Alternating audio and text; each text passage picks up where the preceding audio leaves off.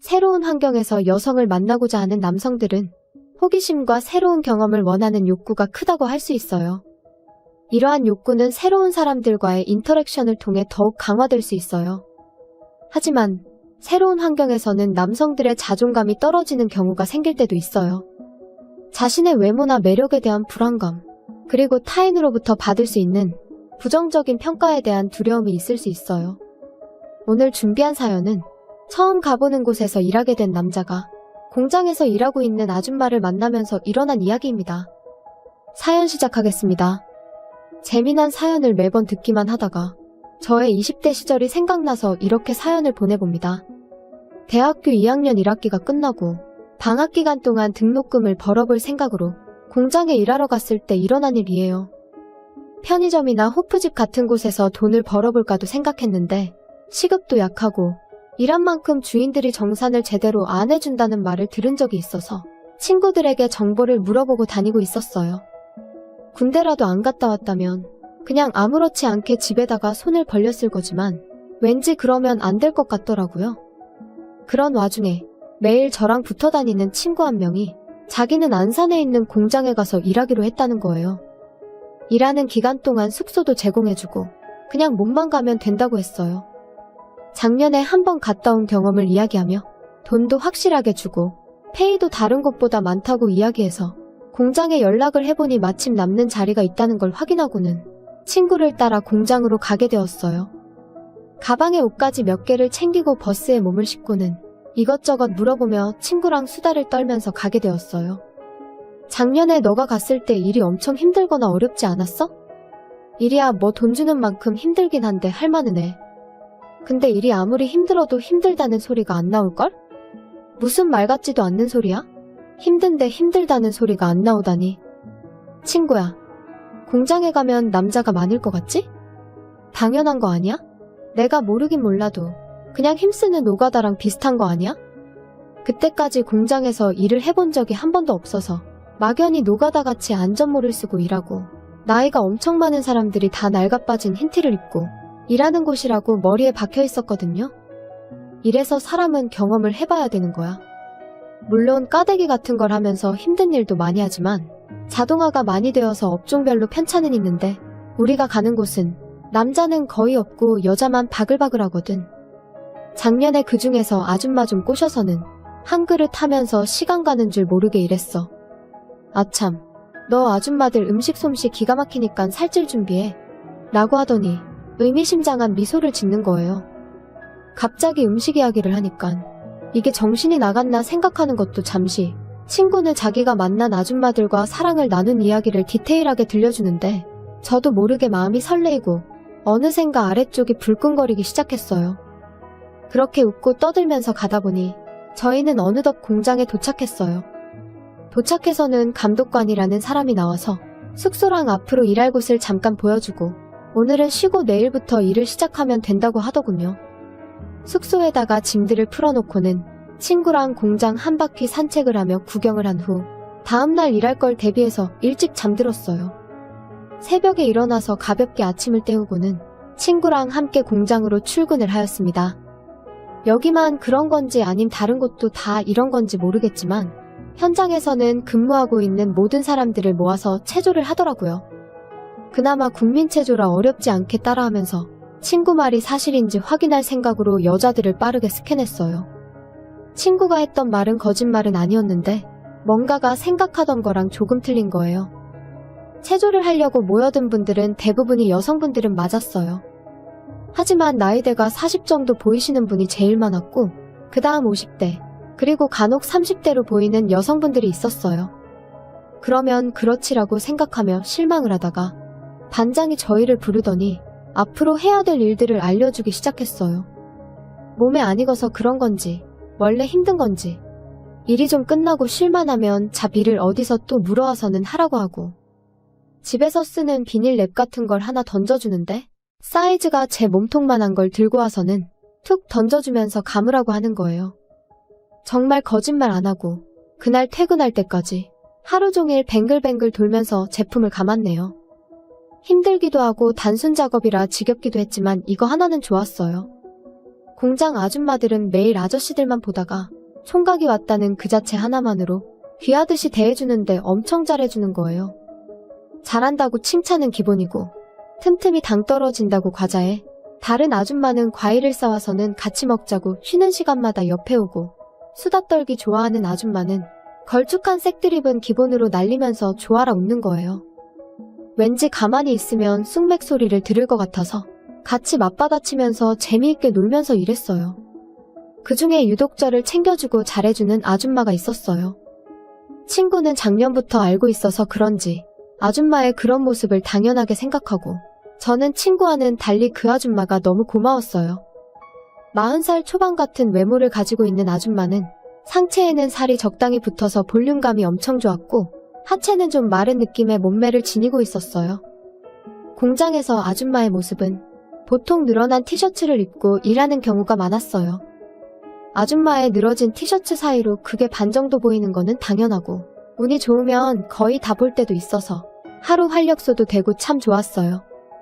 또 아줌마는 부탁하지도 않았는데 퇴근 후에 반반해서 먹으라고 마른 반찬에 깻잎, 김치 뭐 이런 걸 다 챙겨서 갖다 주었어요. 그러다가 어떻게 아는지 떨어질 때쯤에는 말도 안 했는데도 알아서 반찬을 다시 갖다 주시는 거예요. 아줌마의 그런 모습에 고마워하는 저와는 달리 친구 녀석 반응은 좀 이상한 게 전부터 그래왔던 것처럼 당연하게 생각하는 것 같고 매번 받을 때마다 잘 먹어도 나중에 고생한다면서 키득키득 웃으면서 쳐다보는 거예요. 공장에서 일하면서 만난 아줌마들은 대부분 가정이 있거나 이혼해서 애를 키우려고 돈 벌러 나오신 분들이 많았어요. 그 아줌마도 마찬가지로 남편이랑 애가 있었고 생활비라도 벌려고 일하러 나오신 거였어요. 남편은 노가다 일을 하고 있는데 일거리가 있는 지역으로 가서는 몇 달이고 하다가 온다고 했어요. 원래는 식당을 하다가 말아먹고 일 배운 지 얼마 안 되어서 돈을 많이 못 번다고 하더라고요. 첫 달은 그렇게 지나가고 월급날이 되어서 고마운 마음에 술이라도 한 번 사려고 아줌마한테 가자고 했어요. 친구랑 저랑 남자가 둘이라고 짝 맞추어서 놀자며 자기랑 친한 공장 아줌마 한 명에게 연락해서 나오라고 하고는 4명이서 술자리를 갖게 되었어요. 매일 보던 사이라서 현장 반장을 안주 삼아 씹으면서 즐겁게 술을 먹다가 같이 나온 아줌마가 저랑 자리를 바꾸자고 하는 거예요. 총각 선보는 것도 아니고 남자 여자 따로 앉는 건 좀 아니지 않아? 이리로 와서 앉고 난 저 총각 옆에 가서 놀아야겠다. 오늘 내 신랑 해줄 수 있지? 순간 당황해하며 친구를 쳐다봤는데 이 녀석은 이 순간만을 기다렸다는 듯이 저보고 빨리 가라며 손짓을 했어요. 그때부터 4명이서 커플 게임을 하면서 술을 먹기 시작했어요. 여러 가지 게임들을 하면서 술을 먹다가 취기가 어느 정도 오르니 친구가 손병호 게임을 하자는 거예요. 각자 손가락 5개를 펴서는 질문에 해당되는 사람이 손가락을 하나씩 접어서 제일 먼저 다 접는 사람이 술을 먹는 게임이거든요. 처음에는 잔잔한 걸로 시작해서 결국에는 딥한 걸로 들어가기 시작했어요. 친구가 먼저 지금 젖은 사람 접어. 그 질문에 깔깔깔 웃으면서 친구 옆자리에 앉아있는 아줌마가 접는 거예요. 다음 친구 옆에 앉아있는 아줌마가 말할 차례였고 지금 섰는 사람 접어 라고 말하는데 친구 녀석이 조용히 접는 거예요. 솔직히 질문이 조금 딥한 정도였지 남자가 설 수 있는 정도는 아니었는데 이 녀석이 접길래 너무 어이가 없어서 웃음이 나왔어요. 그때 눈치를 보던 아줌마가 팔꿈치로 옆구리를 쿡쿡 찌르더니 눈짓으로 테이블 아래를 가리키는 거예요. 처음에는 이해를 못해서 눈만 동그랗게 뜬 채 아줌마를 쳐다보니깐 다시 쿡쿡 찌르면서 눈짓을 보내길래 상황을 이해할 수 있었어요. 저만 둘이서 무슨 짓을 하고 있는지 몰랐던 거예요. 테이블 밑에서 친구랑 그 아줌마는 바쁘게 손을 움직이면서 서로 마음을 표현하고 있었어요. 그제야 눈치를 채고 친구를 화장실로 따로 불렀어요. 오늘 밖에서 자고 내일 출근할 거야? 그건 좀 힘들 듯. 남편이 야간하고 아침에 들어온다고 밖에서 자는 건 안 된다고 하던데 벌써 그런 것까지 다 파악한 거야? 부러워하면서 이렇게 물었고 친구 녀석은 넌 어떻게 할 건데? 난 숙소로 가야지. 작업도 아직 안 했어. 야 이 멍청아. 진짜 술만 먹고 있는 사람이 어딨냐? 아니 그게 옆에 아줌마는 그런 쪽이 아닌 것 같아서 쉽게 접근을 못하겠더라. 아줌마는 옆에 앉아서는 호응만 해줄 뿐 그런 쪽으로는 낌새가 없었거든요. 아이고 인간아. 오늘 여기 아줌마들이 왜 나왔겠어? 오늘 내가 희생한다. 나가서 대실하려고 했는데 너 때문에 안 되겠다. 일단 다시 가서 노래방 갔다가 집에 가자고 하자. 그렇게 저희는 화장실에서 나가서 아줌마들에게 노래방을 같이 가자고 했고 아줌마는 시계를 잠깐 확인해 보더니 그러자고 했어요. 노래방에 도착한 저희들은 과일 안주 하나랑 맥주를 시켜서 놀기 시작했어요. 트로트도 불렀다가 힙합도 부르며 엄청 분위기를 띄워서 놀기 시작했고 잠시 후 친구 녀석은 화장실 간다고 하고는 나가는 거예요. 5분쯤 있다가 친구랑 같이 있던 아줌마도 전화 걸 때가 있다면서 어색한 얼굴을 하고는 나가버렸어요. 분위기가 딱 그거 같더군요. 4명 중 2명이 나가버리니깐 노래 부르고 놀기도 뭐해서 맥주를 따라서 그녀와 먹기 시작했어요. 힐끔힐끔 기회를 보다가 슬쩍 아줌마 허벅지에 손을 올려보았고 꼼지락 거리면서 반응을 살펴보는데 거부하는 모습은 없고 조금 움찔거리기만 하더라고요. 용기를 내어서 안쪽으로 조금씩 아주 조금씩 이동을 하기 시작했고 목적지가 곧 다가올 때쯤 가만히 있던 아줌마가 팔을 잡으면서 몸을 틀어서는 저를 쳐다보는 거예요. 그녀는 제 귀에다가 자신을 입을 갖다 대고는 속삭였어요. 총각 미안해. 내가 오늘 준비가 안 되었어. 그냥 재미있게 놀다가 가는 걸로 하자. 오늘은 이걸로 참아. 하더니 뽀뽀만 살짝 해주는 거예요. 결국 퇴짜 맞은 거라 기분이 급격하게 안 좋아져서 맥주만 계속 먹으면서 친구를 기다렸어요. 30분쯤 지나니 노래방 문이 조용히 열렸고 친구 커플이 들어왔어요. 문을 열며 들어오는 커플 얼굴에는 홍조가 가득했고 세상을 다 가진 듯한 표정을 하고 있는 친구를 보니깐 너무 부러운 거예요. 좋았겠다. 부럽기도 하고 짜증도 올라와서 친구한테 술도 어느 정도 먹은 것 같다고 숙소로 가자고 하고는 아줌마들이랑 헤어졌어요. 숙소로 가서는 혼자 외로움을 달랜 후 잠들었네요. 그날이 있고 이틀 후 맡아서 일하던 라인이 수리에 들어가는 바람에 현장 반장이 하루 쉬라고 하는 거예요. 친구는 일을 하고 있고 저만 쉬게 되어서 숙소에서 휴대폰 게임이나 하면서 뒹굴거리고 있었어요. 그러다 잠깐 잠들었는데 누가 노크하는 소리가 들리는 거예요. 깜짝 놀라 일어나서 시계를 보니 점심시간이더라고요. 현장 반장이 허드렛 일하라고 데리러 온 건 아닌가라는 생각이 들어서 짜증난 목소리로 누구세요? 라고 말하며 문을 열었는데 아니나 다를까 아줌마인 거예요. 아줌마 손에는 냄비가 들려져 있었고 문이 열리자마자 주위를 한번 살피더니 방으로 급하게 들어오는 거예요. 그날 까인 기억에 뾰루퉁하게 쳐다보니깐 점심을 같이 먹으려고 추어탕을 끓여왔다며 바닥에 분주하게 깔더니 같이 먹자는 거예요. 자다가 깨서 그런지 입맛이 없었는데 냄새를 맡으니 몸은 배가 고팠는지 침이 고이기 시작했어요. 냄비 뚜껑을 열어서 추어탕을 보는데 양이 너무 많은 거예요. 친구라도 불러서 같이 먹으려는 생각에 휴대폰을 꺼내니깐 아줌마는 갑자기 벌떡 일어서더니 휴대폰을 잡으면서 둘이서만 먹자고 하는 거예요. 그 말을 하던 아줌마의 얼굴은 초조하면서도 잔뜩 상기된 것 같은 표정을 하고 있었어요. 어쨌든 요상한 느낌은 뒤로 한 채 햇반을 전자레인지에 2개 넣어서 돌리는데 뒤에서 아줌마가 그때는 미안했어. 그날은 내가 좀 몸이 안 좋았거든. 뭐 이런 식으로 이야기를 하기 시작하는 거예요. 그 이야기를 다시 꺼내니까 기분이 좀 안 좋아지기 시작해서 무시한 채 햇반을 놓고 밥을 한 숟가락 뜨려고 하는데 손을 덥석 잡는 거예요. 오늘은 괜찮은데. 그날 나 마법에 걸려 있었어. 이렇게 이야기하면서 가까이 다가오기 시작하는데 머릿속이 복잡해지기 시작하는 거예요. 마법에 걸렸다면 거절한 것도 이해가 되긴 했지만 술도 안 먹고 낮에 찾아와서 이러는 게 도저히 이해가 되지 않아서 함정은 아닐까라는 생각이 들기 시작하는 거예요. 아줌마 말이 진실인지 눈을 쳐다보는데 그녀의 눈빛은 이미 촉촉하게 젖어서는 나에게 신호를 보내고 있는 거예요. 이성적으로 판단을 하고 있는 머리와는 틀리게 이놈의 몸은 너무나 정직하게도 불끈이가 반응을 하기 시작하는 거예요. 함정을 대비해서 생각을 좀 하려고 아줌마에게 일단 밥부터 먹자고 하고는 억지로 추어탕을 입으로 밀어 넣었네요. 음식이 어디로 들어가는지 신경도 못 쓰고 마구 밀어넣는데 아줌마는 몽환적인 눈빛을 보내면서 밥도 안 먹고 빤히 쳐다보는 거예요. 그러다가 아줌마가 갑자기 일어서고는 창문으로 가서 커튼을 치고 내 옆으로 와서 뜨거운 입김을 내뿜으며 손을 쓰기 시작했어요. 한 손은 위쪽으로, 한 손은 아래쪽으로 천천히 향하길래 당황한 저는 지금 뭐 하시는 거냐고 말하면서 뒤로 물러났어요. 제가 피하자 이번에는 일어서서 서서히 치마를 내리는 거예요. 전 말까지 더듬으면서 아줌마 뭐 하시는 거예요? 라고 했지만 몸은 따로 놀더니 불끈이가 하늘로 승천하기 시작했어요. 지금 이 상황에 대해 고인지 스톱인지 결정을 못하고 있는데 이미 아줌마의 치마는 방 한쪽 구석으로 던져졌고 이제는 위에 단추를 서서히 푸는데 도저히 40대라고는 믿기지 않는 모습을 보여주었어요. 그렇게 아줌마는 서서히 다가왔고 전 아무 말 하지 못하고 가만히 바라보았네요.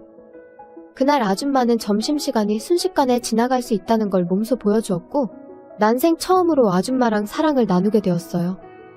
사랑이 다 끝나고 주섬주섬 주위를 정리하더니 아줌마는 개운한 표정으로 방을 나가면서 내일은 일하러 나올 거지? 현장에서 봐. 이렇게 말하고 나가버렸어요. 혼자 방에 있는데 다리에는 힘이 하나도 안 들어가고 식어버린 추어탕만 남아있었네요. 순간 현타 같은 게 찾아와서 멍하니 누워있다가 저도 모르게 잠이 들었어요. 얼마나 잠이 들었을까? 눈을 떴을 때는 어느덧 주위가 깜깜해져 있는 거예요. 손을 더듬어서 휴대폰을 찾아내고는 시간을 확인해보니 밤 11시가 다 되어갔어요. 너무 많이 자서 그런지 잠도 안 오고 일어나기도 귀찮아서 불도 켜지 않은 채 휴대폰으로 영화를 보고 있는 중에 갑자기 방문에서 노크하는 소리가 들리는 거예요. 깜짝 놀라서 나도 모르게 휴대폰을 정지시키고는 숨소리조차 내지 않은 채 가만히 있었어요. 총각. 작았지만 분명히 아줌마 목소리였어요. 애써 무시하면서 못 들은 척 하고 있는데 문을 몇 번 더 두들기더니 휴대폰이 울리기 시작하는 거예요. 신나게 울리는 휴대폰 화면을 보니깐 아줌마 이름이 떡하니 떠 있었어요. 이러다가 다른 방에 있는 사람들이 깰 것 같아 얼른 문을 열어주니 당연히 아줌마가 있었고 남편한테 걸리면 어떻게 하려고 늦은 시간에 왔냐고 버럭 화를 내니 남편은 양산으로 일하러 가서 없고 애는 친정집에 맡겨놓고 왔다는 거예요. 아줌마는 깜깜한 방으로 서둘러 들어오더니 자연스럽게 내가 누워있던 이불 속으로 쏙 들어가 버렸어요. 놀라기는 했지만 속으로 잘 되었다고. 낮에는 왠지 내가 졌다는 생각이 남아있었는데 다시 한번 기회가 온 것 같아서 이번에는 남자의 힘이 뭔지를 보여주어야겠다는 마음이 생기는 거예요. 눈에 힘을 빡 주고 이불 속으로 들어갔는데 이게 웬걸. 아줌마는 이런 제 맘을 미리 알고 있었다는 듯이 저를 품어주는데 허리 힘이 예사 사람이 아닌 걸 보여주더니 밤이 새도록 한숨도 재워주지 않는 거예요. 새벽 3시까지 몇 번 사랑을 나누었는지 계산도 안 되었고 20대의 젊은 체력이었지만 도저히 감당이 안 될 정도였어요. 마지막에는 두 손 두 발 다 들어버리는 지경에 이르렀고 아줌마는 아침 일찍 애한테 갔다 와야 된다면서 그제서야 저를 포기하고는 집으로 돌아가더군요. 아줌마가 가고 나서는 쓰러지듯이 잠들었네요. 결국 그날 출근 시간에 도저히 눈이 안 떠져서 30분 정도 지각을 하고 말았어요. 지각 때문에 눈치가 보여서 다른 날보다 더 열심히 일하며 땀을 뻘뻘 흘리고 있었는데 아줌마가 살며시 다가오더니 귓속말로 거기 괜찮냐고 자긴 거기가 좀 부었다고 하는 거예요. 거기가 문제가 아니라 온몸에 근육통이 온 상태였지만 괜히 자존심 때문에 무덤덤하게 아 예 하고는 다시 일에 집중했어요. 그날부터 3일 연속으로 아줌마가 밤마다 찾아오는데 떼인 돈 받으러 오는 사람처럼 올 때마다 폭풍이 휘몰아치듯이 해결하고는 가는 거예요.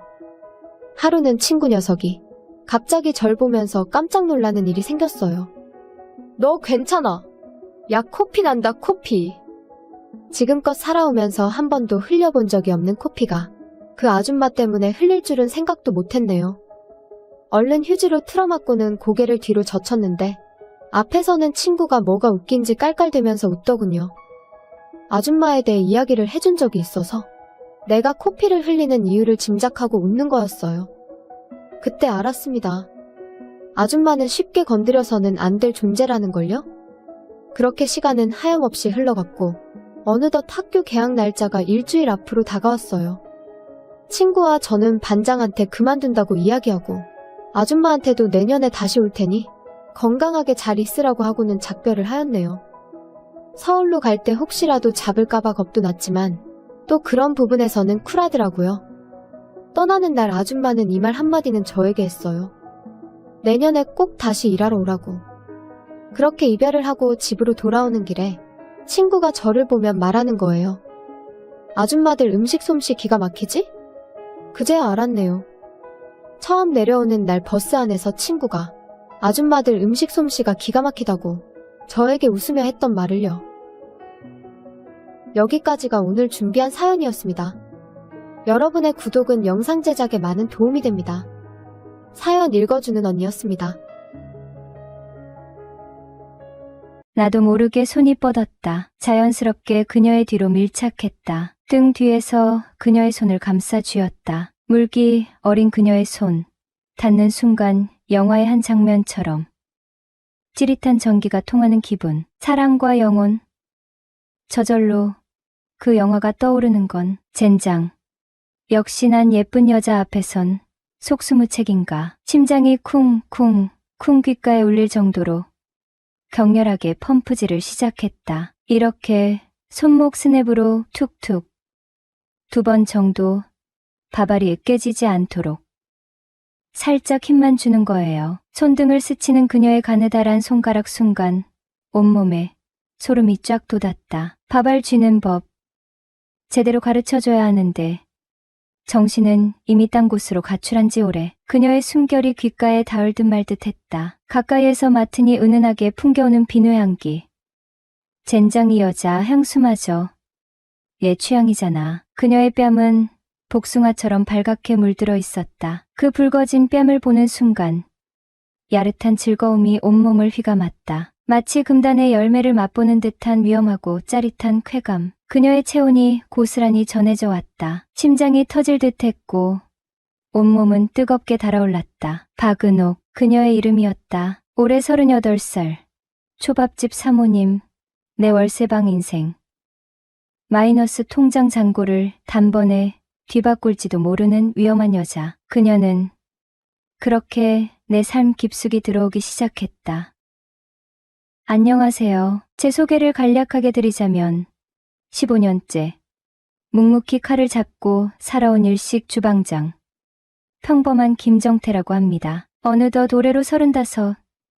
시간 참 빠르다는 것을 실감하는 적지 않은 나이죠. 돌이켜보면 혈기왕성했던 시절, 군대 제대하자마자 다른 건 쳐다보지도 않고 망설임 없이 일식의 험난한 길로 무작정 뛰어들어 지금까지 앞만 보고 쉼없이 달려왔어요. 번듯한 일식 레스토랑 주방에서 화려하게 시작한 건 아니고요. 처음엔 동네 허름한 횟집에서 칼보다는 설거지부터 주방 보조로 허드레시를 수없이 했네요. 주방장이 되기까지 온갖 서러움도 많이 겪었지만 원래 넉살 좋고 세상 긍정적인 성격이라 쉽게 좌절하거나 포기하지 않아 주변 사람들에 비해선 크게 힘들지 않게 여기 이 자리까지 오게 되었죠. 싱싱한 화로를 다듬고 눈썰미와 손재주로 섬세한 칼질을 수없이 반복하며 예술작품과 같은 요리를 빚어내는 일은 정말 매력적이에요. 손님들이 제가 만든 맛있는 음식을 즐겁게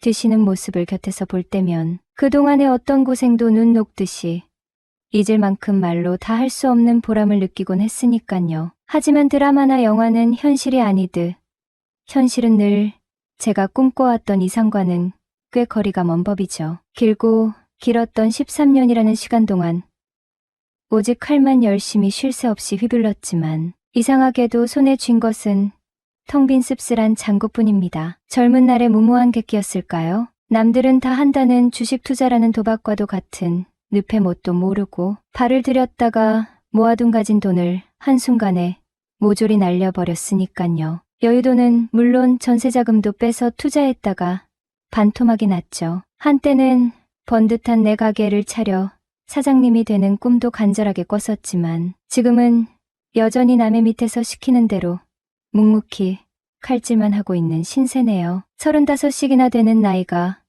결코 적지 않다는 것을 저도 잘 알기에 미래에 대한 불안감과 함께 가끔은 씁쓸함을 넘어선 짙은 감정이 쓰나미처럼 밀려오는 것도 사실이에요. 하얀 요리사복만이 제 모든 것을 가려주는 듯 애써 감춰진 초라한 현실이랄까요. 그럼에도 불구하고 다행히 삶이 송두리째 완전히 불행한 것은 아닙니다. 당장 다음 달 먹고 사는데 크게 지장이 있는 것도 아니고 혼자 자유로운 몸이라 그런지 나름대로 구속받지 않고 자유로운 삶을 즐기고 있으니깐요. 퇴근 후 집 앞 편의점에서 사온 시원한 맥주 한 잔에 간단하지만 맛있는 안주를 혼자 곁들이는 소소한 행복. 주말이면 오랜만에 만난 술 친구들과 함께 드라이브를 떠나거나 SNS에서 핫하다는 새로운 맛집을 찾아다니는 소소한 즐거움도 빼놓지 않고 누리고 있어요.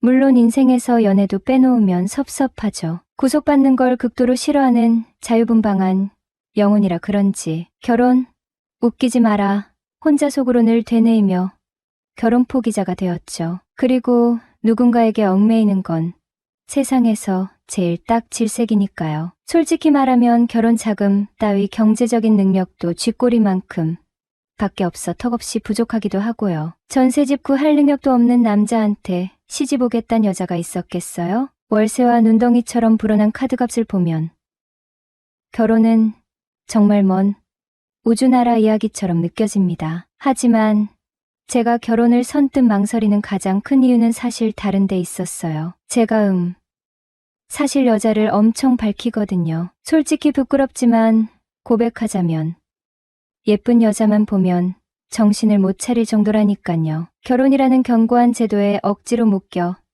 평생 한 사람만 바라보며 사는 삶은 상상조차 하기 힘듭니다. 괜히 결혼했다가 결국 바람이라도 피우게 되면 사랑하는 상대방에게 지울 수 없는 큰 상처를 줄 것이 뻔한 일이고 양심상 저 스스로도 평생 죄책감에 시달릴 것 같았거든요. 차라리 애초부터 결혼은 안 하고 마음 가는 대로 자유롭게 연애를 즐기는 것이 서로에게 모두를 위한 길이라고 억지 스스로 합리화하며 지금까지 살아왔어요. 아이러니하게도 겉으로는 여자를 밝히는 저이지만 속마음은 아이들을 엄청 좋아해요. 길을 가다 천사 같은 귀여운 아이들을 보면 저절로 아빠 미소가 지어지고 명절 때 조카들이 집에 놀러 오면 시간 가는 줄 모르고 온몸으로 함께 놀아주곤 합니다.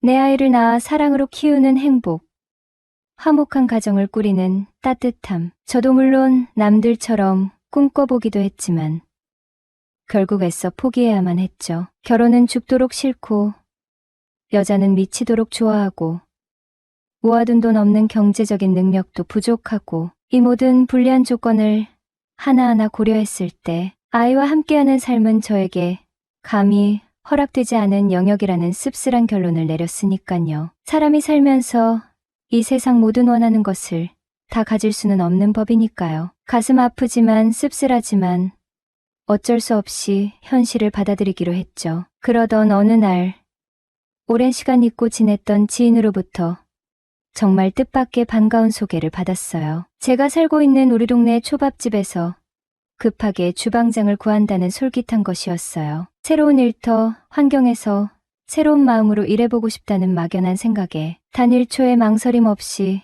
곧바로 면접을 보기로 했죠. 약속 시간에 맞춰 약속 장소에 도착해보니 생각보다 30평 남짓한 아담한 규모의 작고 예쁜 초밥집이 제 눈에 들어왔습니다. 깔끔하게 정돈된 화이트톤 외관과 은은하게 빛나는 조명은 왠지 모르게 동네 초밥집과는 어색하게 느껴졌어요. 동네 상권 분위기에 전혀 어울리지 않는 세련되고 모던한 느낌이랄까요? 나이 40대쯤으로 중후해 보이는 사장님을 만나 간단하게 면접을 보는 순간 왜 그런 어색함이 느껴졌는지 어렴풋이 그 이유를 알 수 있었습니다. 비싸 보이는 세련된 수트 옷차림과 점잖은 말투.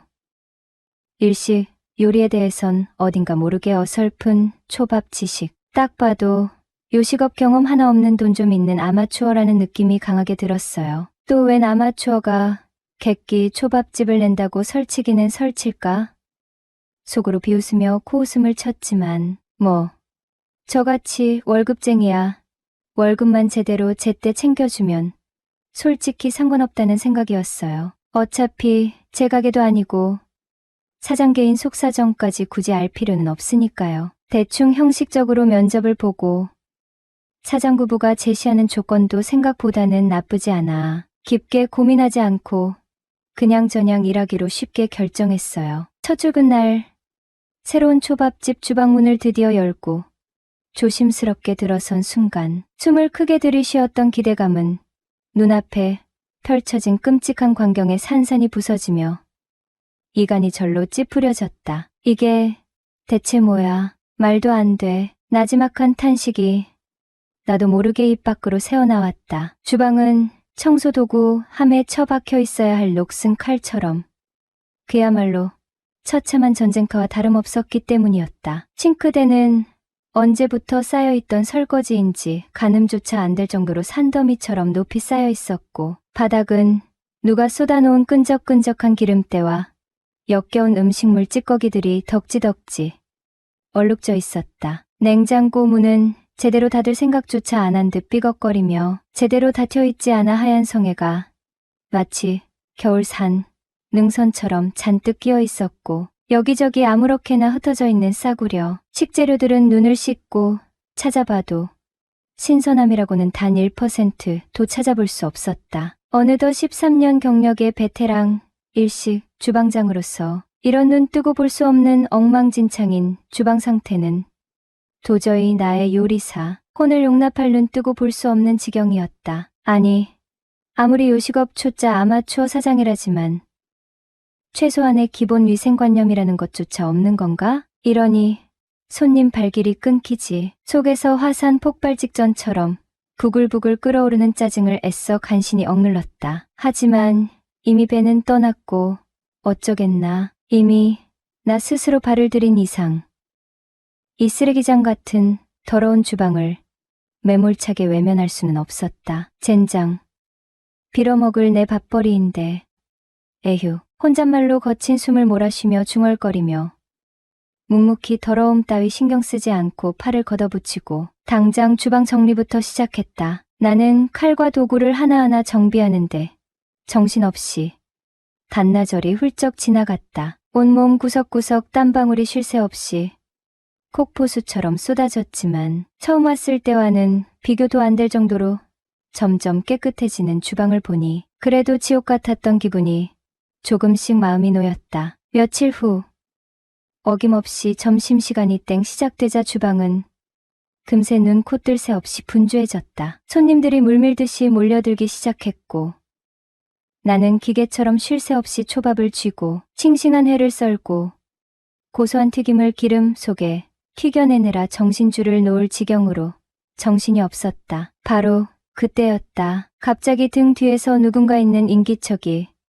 희미하게 느껴져 하던 일을 멈추고 고개를 돌려 확인해 보니 세상에 사모님이 어울리지 않는 앞치마를 어색하게 싹 갖춰 입고 머뭇거리며 주방으로 살금살금 들어오는 것이 아닌가. 평소에는 주방 근처에는 얼씬도 안 하고 카운터에서 돈 계산이나 하고 손님 비위나 맞추며 손님 응대만 하던 사모님이 왜 갑자기 주방에 나타난 거지? 도대체 웬일인가 싶어 눈을 크게 뜨고 힐끗 위아래로 쳐다봤다. 설마 저 하얀 손으로 설거지라도 하려는 건가?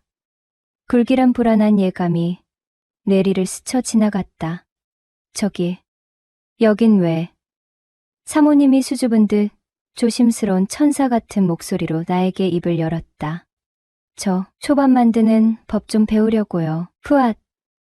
나는 순간 나도 모르게 미간을 잇는 힘껏 잔뜩 찌푸린 채 황당 헛웃음을 크게 터뜨렸다. 초밥. 요리 문외한인 당신이 그걸 무슨 동네 헬스장 싸구려 PT 배우듯이 쉽게 배울 수 있다고 생각하는 건가? 그것도 칼 한 번 제대로 잡아본 적 단 한 번 없을 것 같은 온실 속 화초처럼 굽디고 온 사모님이 정말 솔직히 어이가 없어도 너무 어이가 없었다. 가뜩이나 눈 코 뜰 새 없이 바쁜 점심시간에 뜬금없이 이제 와서 초밥을 배우겠다고? 지금 장난치는 것도 아니고. 하지만 나도 남자인지라 겉으로는 내 숭악한 짜증 섞인 속마음을 애써 드러내지 않으려고 무진장했었다. 사모님은 가까이에서 보니 예상외로 꽤 매력적인 여자였기 때문이었다. 내가 여자 얼굴 좀 본다는 소리를 많이 듣는데 또 예쁜 여자한테는 정말 한없이 약하고 순한 양 중 순하디 순한 한 마리의 양이 되고 말았으니 말이다. 그녀는 눈부시도록 백옥처럼 흰 피부는 마치 햇볕 구경 한 점 닿지 않은 듯 새하얗고 뽀얗고 살짝 마른 듯한 가녀린 체격은 남자로 하여금 오히려 강한 보호 본능을 무한 자극했다. 평소 전형적인 직장 여성 스타일의 흰색 블라우스는 너무 단정하면서도 세련미 세련된 느낌을 주었는데 얼굴은 또 내가 제일 좋아하는 청순 가련형 청순함과 섹시, 도발형 섹시함을 동시에 묘하게 갖춘 스타일이었다. 나이가 20대 후반쯤 되어 보였는데 몸매는 또 그 나이에 도저히 느낄 수 없는 농염한 매력까지 물씬 풍기고 있었다. 나는 것만 번지르르 하고 얼굴만 예쁜 여자는 별로 좋아하지 않는다. 속이 텅 빈 싸가지 없는 여자는 아무리 김태희가 환생을 해도 여자로 보이지 않기 때문이었다. 그런 면에서 지금 내 눈앞에 있는 사모님은 방금 만났지만 싹싹하고 생글생글 잘 웃고 무엇보다 내가 하는 내 말에 싫은 표정 한 번 없이 꼬박꼬박 내내 대답하는 순종적인 태도를 보니 성격도 얼굴만큼이나 꽤 괜찮아 보였다. 첫인상부터 왠지 모르게 자석에 이끌리듯 호감이 저절로 가는 스타일이었다. 저기 정태씨, 사모님이 포기하지 않고 다시 한번 애처롭게 조심스럽게 말을 걸어왔다. 저 초밥 만드는 거 좀 알려주시면 정말 안 될까요? 울먹 애절한 눈빛으로 간절하게 나를 올려다보는 모습에 돌부처라도 왠지 모르게 나도 마음이 사르르 약해지는 것 같았다. 네? 지금 일하는 시간에는 절대 곤란하죠. 나는 단호하게 딱 잘라 말했다. 저도 지금 일하기 바쁜데 사모님까지 가르쳐 드릴 여유는 눈곱만큼도 없어요. 솔직히 귀찮기도 했고 황금 같은 바쁜 와중에 초보를 가르치는 건 시간 낭비라고 솔직하게 생각했다. 아, 네. 그게 사모님이 울상을 지으며 난처한 표정을 지으며 말했다. 신랑이 그래도 번듯한 일식집 주인인데 기본적인 건 알아야 하지 않느냐며 계속 자꾸 배우라고 보채서요. 사모님의 딱한 말에 잠시 팔짱을 끼고 생각에 잠겼다. 틀린 말은 아니네요. 솔직히 일식집 사모님이 초밥을 어느 정도 알고 있으면 나한테도 도움이 될 수도 있겠다 싶었다. 어느 정도 알고 있으면 좋죠. 그리고 혹시 주방이 헬게이트 바쁘면 사모님이 와서 긴급 도와주실 수도 있고 말이죠. 사실 혼자 주방 일이 워낙 빡세고 힘들다 보니 사람 한 명이라도 더 있으면 나 자신에게 좋겠다는 이기적인 생각도 들었다. 네, 안 그래도 알바 주방에 사람 구하는 게 하늘의 별 따기 쉽지 않아서 저보고 억지로 자꾸 배우라고 그러네요. 근데 주방 일이란 게 돈만 주면 다 되는 학원도 아니고 쉽게 업장에서 배우고 싶다고 해서 함부로 쉽게 알려드릴 수 있는 건 아니에요. 나는 다시 한번 쐐기를 박듯이 딱 잘라 말했다. 초밥 만드는 기술은 칼 한 자루로 오랜 시간 피나는 숙련을 거쳐야 하는 고난이도 전문적인 기술이기 때문이다. 요리 경력 10년 넘는 나조차도 아무나 쉽게 배울 수 있는 게 절대 아니라는 것을 확실히 해두고 싶었다. 그럼 칼 잡는 건 힘드니깐 옆에서 보고 배울 수 있도록만 해주세요. 사모님은 울먹이며 포기하지 않고 간절하게 부탁하였다. 칼질은 못하더라도 초밥 쥐는 것 정도는 옆에서 보고 어깨 너머로 배울 수 있지 않을까요? 네, 알겠습니다. 간절한 사모님의 끈질긴 끈기에 결국 두 손을 번쩍 들었다. 앞으로 제가 사모님 하시는 모습 봐서 조금씩 저도 최대한 알려드리도록 하죠. 솔직히 반신반의 큰 기대는 전혀 하지 않았지만 일단 옆에서 지켜보기로 했다. 네. 정말 감사해요. 사모님은 세상 다 가진 듯 환하게 웃으며 90도 고개를 숙였다. 그녀의 해맑은 밝은 미소에 나도 모르게 굳었던 기분이 저절로 좋아지는 것을 느꼈다. 솔직히 사실 그녀는 정말 완벽하게 내 스타일이었다. 그러니 나도 함께 있고 싶었다. 긴 웨이브진 머리, 몸에 착 달라붙는 타이트한 스커트, 순백 흰색 블라우스, 청순함과 섹시함이 공존하는 얼굴, 늘씬한 몸매까지, 머리부터 발끝까지 어느 하나 빠지는 것 없이 내 오랜 이상형에 완벽하게 퍼즐처럼 부합하는 여자였다. 그리고 무엇보다 배움의 의지도 하늘을 찌를 듯이 남달랐다. 사모님은 그날 이후로 시간만 나면 주방으로 어슬렁 내려와 내 옆을 그림자처럼 지켰다. 칼질하는 모습, 밥 짓는 모습, 회를 다듬는 모습, 초밥을 쥐는 모습, 내 손짓 하나하나, 칼끝 하나하나를 매의 눈으로 놓치지 않으려는 듯 매의 눈으로 지칠 줄 모르고 뚫어져라 쳐다봤다. 그렇게 사모님 얼굴을 계속 보니 그때마다 나 스스로 내 기분이 묘하게 이상했다. 혹시 이러다가 정분이라도 나는 건 아니겠지? 내가 아무리 여자를 미치도록 좋아해도 그녀는 엄연한 유부녀이자 나의 사장 아내가 아니던가. 아무튼 그녀는 나를 볼 때면 항상 깍듯하게 쌤이라고 불렀고 혹시 힘들까봐 달달한 아이스 커피를 손수 타다 주거나 출출할까봐 달콤한 군것질거리를 수시로 챙겨주는 등 내 보조 역할을 똑 부러지게 톡톡히 했다. 처음에는 귀찮은 존재로만 느껴졌던 사모님의 식지 않는 열정적인 모습에 나도 점점 조금씩 마음의 문을 열기 시작했다. 나는 본격적으로 초밥밥 짓는 기초법부터 차근차근 가르치기 시작했다. 최고의 쌀 씻는 황금법, 밥 물량 맞추는 비법법, 새콤달콤한 초 배합하는 노하우법, 윤기, 잘잘 밥 섞는 기술법, 말로 하나하나 꼼꼼하게 설명해 줬지만 안타깝게도 사모님은 답답할 정도로 엉성하기만 하였다. 하지만 내 예상보다 훨씬 더 사모님은 끈질겼다. 하루도 빠짐없이 매일 아침마다 칼퇴근, 주방으로 출석 출근 도장을 쾅 찍는 거다. 처음엔 대충 얼렁뚱땅 가르쳐주고 매 본업일이나 빨리 하려고 했는데 사모님의 초롱초롱한 눈빛이 생각보다 의외로 진지했다. 그래, 어차피 손님도 없어 시간도 널널하게 남는데 어설프게 가르치느니 제대로 한번 가르쳐줘 볼까. 괜한 오기가 생겨났다. 그날부터 점점 수업 강도를 높여 빡세게 가르쳤다. 밥알 하나하나, 칼질 한 번 한 번. 조금이라도 맘에 안 들면 엄격하게 지적하고 불같이 혼냈다. 사모님은 처음에는 울먹거리기도 했지만 포기하지 않고 꿋꿋하게 악착같이 따라왔다. 솔직히 속으로 놀랐다. 독한 끈기 하나는 진짜 인정해줘야겠네. 어느 날 밥맛이 생명인 밥 섞는 걸 가르치다가 나도 모르게 소리를 버럭 질렀다. 사모님은 결국 서러움이 폭발했는지 눈물을 뚝뚝 흘렸다. 아, 내가 너무 심했나? 갑자기 순간 후회가 밀려왔다. 젠장. 여자 올리는 건 세상에서 딱 질색인데.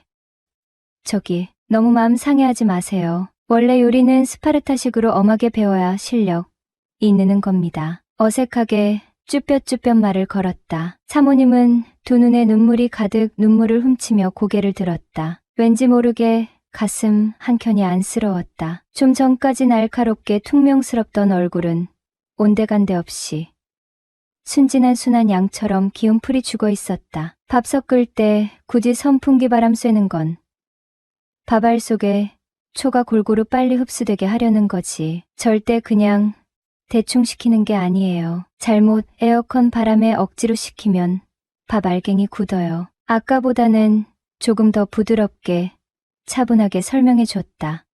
사모님은 말없이 가만히 조용히 듣고 있었다. 왠지 모르게 흐르는 분위기가 갑자기 묘해졌다. 자, 잠깐만요. 지금 손님도 한 명 없으니 칼질 말고 밥 쥐는 법부터 먼저 가르쳐 드릴게요. 영업 종료 팻말을 문 앞에 걸고 조용히 주방으로 들어갔다. 사모님은 어리둥절 어색하게 쭈뼛쭈뼛 따라왔다. 밥 쥐는 법을 자세하게 시범 보여주고 드디어 사모님 손을 조심스럽게 잡고 섬세하게 자세를 교정해줬다. 순간 사모님 하얀 손이 상상했던 것보다 생각보다 훨씬 부드럽다는 걸 본능적으로 느꼈다. 덩달아 내 손에도 저절로 힘이 빡 들어갔다. 자, 이렇게 소나기 힘으로 2번 정도 쥐어준다는 느낌으로 살살 몸을 등 뒤에서 사모님의 가녀린 어깨를 안듯이 일착해서 자세를 다시 잡아줬다. 사모님은 숨을 멈춘 듯 돌처럼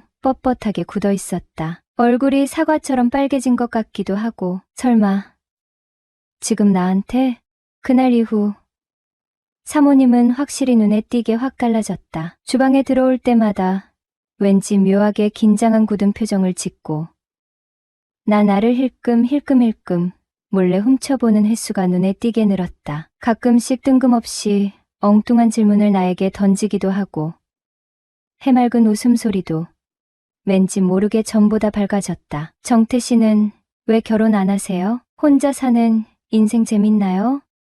혹시 여자친구는 지금 있으세요? 질문들이 돌직구 노골적이었다. 설마 진짜 나한테 관심 있는 건가? 유부녀 주제에 피식코 웃음이 나왔다. 뭐 나쁠 건 전혀 없지. 어차피 심심하던 찰나에 결혼은 글쎄요. 누군가에게 얽매이는 건 정말 딱 질색이라. 여자는 뭐 외롭고 심심할 때 만나는 사람은 항상 있죠. 그게 엔조이라는? 맞아요, 뭐. 그런 거죠. 숨김 솔직하게 털어놨다. 사모님은 눈을 동그랗게 뜨고 나를 쳐다봤다. 이제 보니 정태 씨 엄청 쿨하시네요. 글쎄요, 뭐. 어쩌다 보니 그렇게 됐네요. 능글맞게 웃었다. 사모님 얼굴이 순간 살짝 붉어졌다. 왠지 모르게 점점 더 흥미로워졌다. 정태 씨, 지금 만나는 여자 혹시 유부녀예요? 예상했던 돌직구가 드디어 날아왔다. 푹. 역시 눈치가 빠르네. 그건 글쎄요. 영업 비밀인데요. 일부러 능글거렸다. 사모님은 얼굴을 붉히면서도 정색하며 싫어하는 기색은 전혀 아니었다. 오히려 더 궁금증 호기심 어린 눈빛으로 나를 계속 쳐다봤다. 며칠 뒤 드디어 사장님이 해외 출장을 간다고 했다. 무려 며칠 동안 집을 멀리 비운다고. 사모님 혼자 남는다는 소리. 드디어 묘한 절호의 기회가 왔다 싶었다. 사모님, 사장님도 마침 안 계신데 오늘 저녁에 저희끼리 오붓하게 회식이나 할까요? 퇴근 시간이 거의 다 되어갈 무렵 일부러 나지막한 목소리로 사모님에게 조심스럽게 말을 건넸다. 혹시나 싫어할까 걱정 살짝 망설이는 듯 하더니 잠시 후 이내 활짝 고개를 끄덕였다. OS 속으로 쾌재를 불렀다. 회식 날 작전대로 일부러 독한 술을 많이 벌컥벌컥 마셨다. 술 잘 못 마시는 사모님도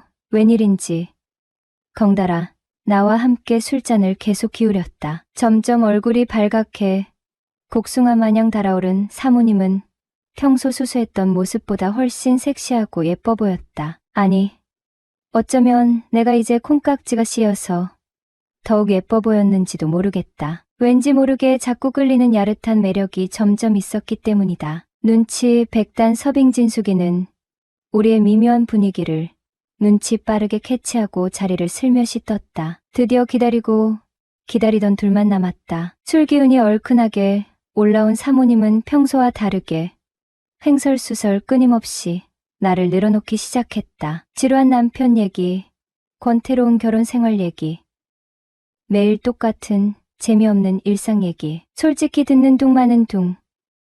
적당히 영혼 없이 맞장구 쳐줬다. 지금 나한테 중요한 건 사모님 얘기가 아니라 다른 거니깐. 저기, 사모님 얼굴 보니 힘드시면 이제 무리하지 말고 그만 집에 들어가세요. 일부러 걱정하는 척, 넘어질까 부축하는 척하며 사모님에게 살며시 다가갔다. 슬쩍 어깨에 내 손을 올리자 사모님은 화들짝 움찔했지만 예상외로 뿌리치지는 않았다. 오히려 내 어깨에 힘없이 기대오는 듯했다. 오호라, 이거 봐라. 술 기운인지 야릇한 분위기 때문인지 나도 모르게 본능적으로 이성을 잃고 말았다. 역시 경험 많은 유부녀는 달랐다. 노련하고 적극적이고 무엇보다 말로 표현할 수 없이 짜릿함에 잊을 수 없는 밤이었다. 그녀는 놀랍게도 남편과 결혼을 하고 지금까지 단 한 번도 직장 생활 없이 전업주부로만 지내왔다고 했다. 술김에 진심 내 앞에서 남편 사장님과 부부 사이는 그냥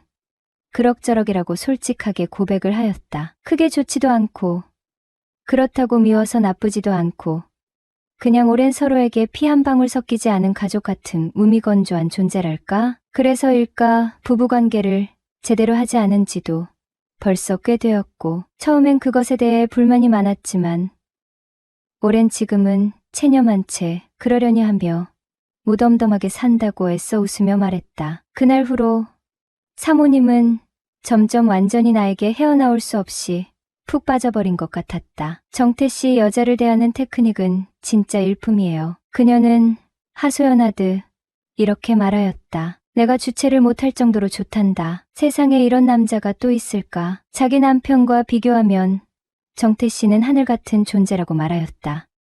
그녀는 점점 결혼 생활에 대한 회의감이 늘어난다고도 하였다. 왜냐하면 한 번뿐인 인생. 이렇게 지루하고 재미없게 가족들을 위해 사는 것이 진정한 행복일까란 생각이 들기 때문이라면서 말이다. 그렇게 신기하게도 시간이 쏜살같이 흘러 어느덧 6개월이 훌쩍 지났다. 근데 정말 이게 대체 무슨 운명의 일이란 말인가? 하늘도 마치 그녀와 나를 드라마처럼 이어주기 위해 일부러 그랬던 걸까? 충격적이게도 알고 보니 바쁜 사장님이 황당하게도 출장을 핑계로 오랜 집을 비웠던 진짜 이유가 기가 막히게도 불륜을 당당하게 저지르고 있었던 게 아닌가. 그것도 띠동갑 10살이나 어린 여자와 불륜 여행 중 고속도로에서 혼쭐 나게 교통사고가 났는데 조수석 옆에 함께 있던 여자가 크게 다치게 되면서 어쩔 수 없이 보험 처리하는 과정에서 억울하게 그 황당한 사실을 주인 여자가 알게 되었고 착했던 주인 여자는 오히려 기다렸다는 듯이 미련 없이 이혼을 쿨하게 하였다. 그리고 뜻밖에도 재산분할로 그 일식집을 받게 되었고 이제 그녀가 새로운 나의 사장님이 되었네요. 그녀가 사장님이 된 후 우리는 이전보다 훨씬 더 편안하고 깊은 관계를 이어갈 수 있었다. 얽매는 것 하나 없이 서로에게 온전히 집중할 수 있는 시간들도 늘어갔다. 그녀의 얼굴에는 늘 웃음이 떠나지 않았고 잃어버렸던 활기를 되찾은 듯 생기가 넘쳐 흘렀다. 일식집은 그녀의 손길이 닿자 더욱 번창했고 우리는 함께 일하며 서로에게 힘이 되어주는 행복한 나날들을 보냈다. 그러던 어느 날 그녀가 수줍게 웃으며 내게 특별한 소식을 털어놓았다. 정태 씨, 우리에게 아기가 찾아왔어요. 나는 믿을 수 없다는 듯 되물었다. 정말이에요? 정말 우리 아기? 그녀는 눈물을 글썽이며 고개를 끄덕였다. 예상치 못한 임신이었지만 우리는 서로를 끌어안고 기쁨의 눈물을 흘렸다. 우리는 마치 오래전부터 계획했던 것처럼 자연스럽게 아이를 함께 낳아 기르기로 했다. 결혼이라는 형식적인 절차보다는 서로에 대한 깊은 사랑과 믿음, 그리고 뱃속의 아이에 대한 책임감이 더 중요하다고 생각했다. 오히려 낡은 틀에 얽매이지 않고 오롯이 서로를 향한 마음과 아이를 향한 사랑으로 맺어진 관계이기에 더욱 단단하고 행복할 것이라고 믿었다. 이제부터는 나도 꽃길만 걷는 걸까? 안녕하세요. 사연사무소에 오신 것을 환영합니다. 오늘의 사연입니다. 저와 제 친구의 아내 이야기를 들려드리겠습니다. 이 이야기는 친구의 결혼식 날 처음으로 친구 아내를 보았던 순간부터 시작합니다. 원래부터 친한 사이였고 서로의 과거도 잘 알지만 그날만큼은 저에게 충격과 부러움, 그리고 묘한 감정이 뒤섞인 잊지 못할 장면으로 남아 있습니다. 친구의 아내는 정말 눈부시게 아름다웠고 가느다란 하얀 웨딩드레스 차림에 아주 우아한 자태를 뽐내고 있었죠. 그 모습을 보고 있자니 어쩌다 이 친구가 이런 천사 같은 여인을 꼬셨지 하는 생각이 절로 들었습니다. 그날 결혼식장에서 제가 본 그녀는 약간의 웨이브 머리를 하고 있었고 드레스는 과감하게 가슴 라인이 깊이 파여 있어서 고급스러운 아름다움을 강조해주는 스타일이었습니다. 뒷부분은 등을 거의 훤히 드러낸 디자인이었고 등이 드러난 부분을 섬세한 레이스로 장식해 놓아 덮인 듯 드러난 듯 오묘한 매력을 발산하고 있었습니다. 심지어 키도 큰 편인데 하이힐까지 신으니 한층 더 늘씬해 보였고 허리 부분이 딱 맞는 드레스로 인하여 전체적인 실루엣이 너무나도 예술적이었습니다. 엉덩이 라인 역시 풍만함과 탄탄함이 공존해 있었고 사람들의 시선이 자연스레 그녀를 향해 갈 정도였죠.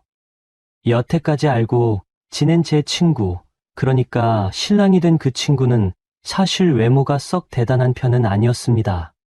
저와는 어릴 때부터 알고 지냈는데 같은 시골 촌놈 출신이었고요.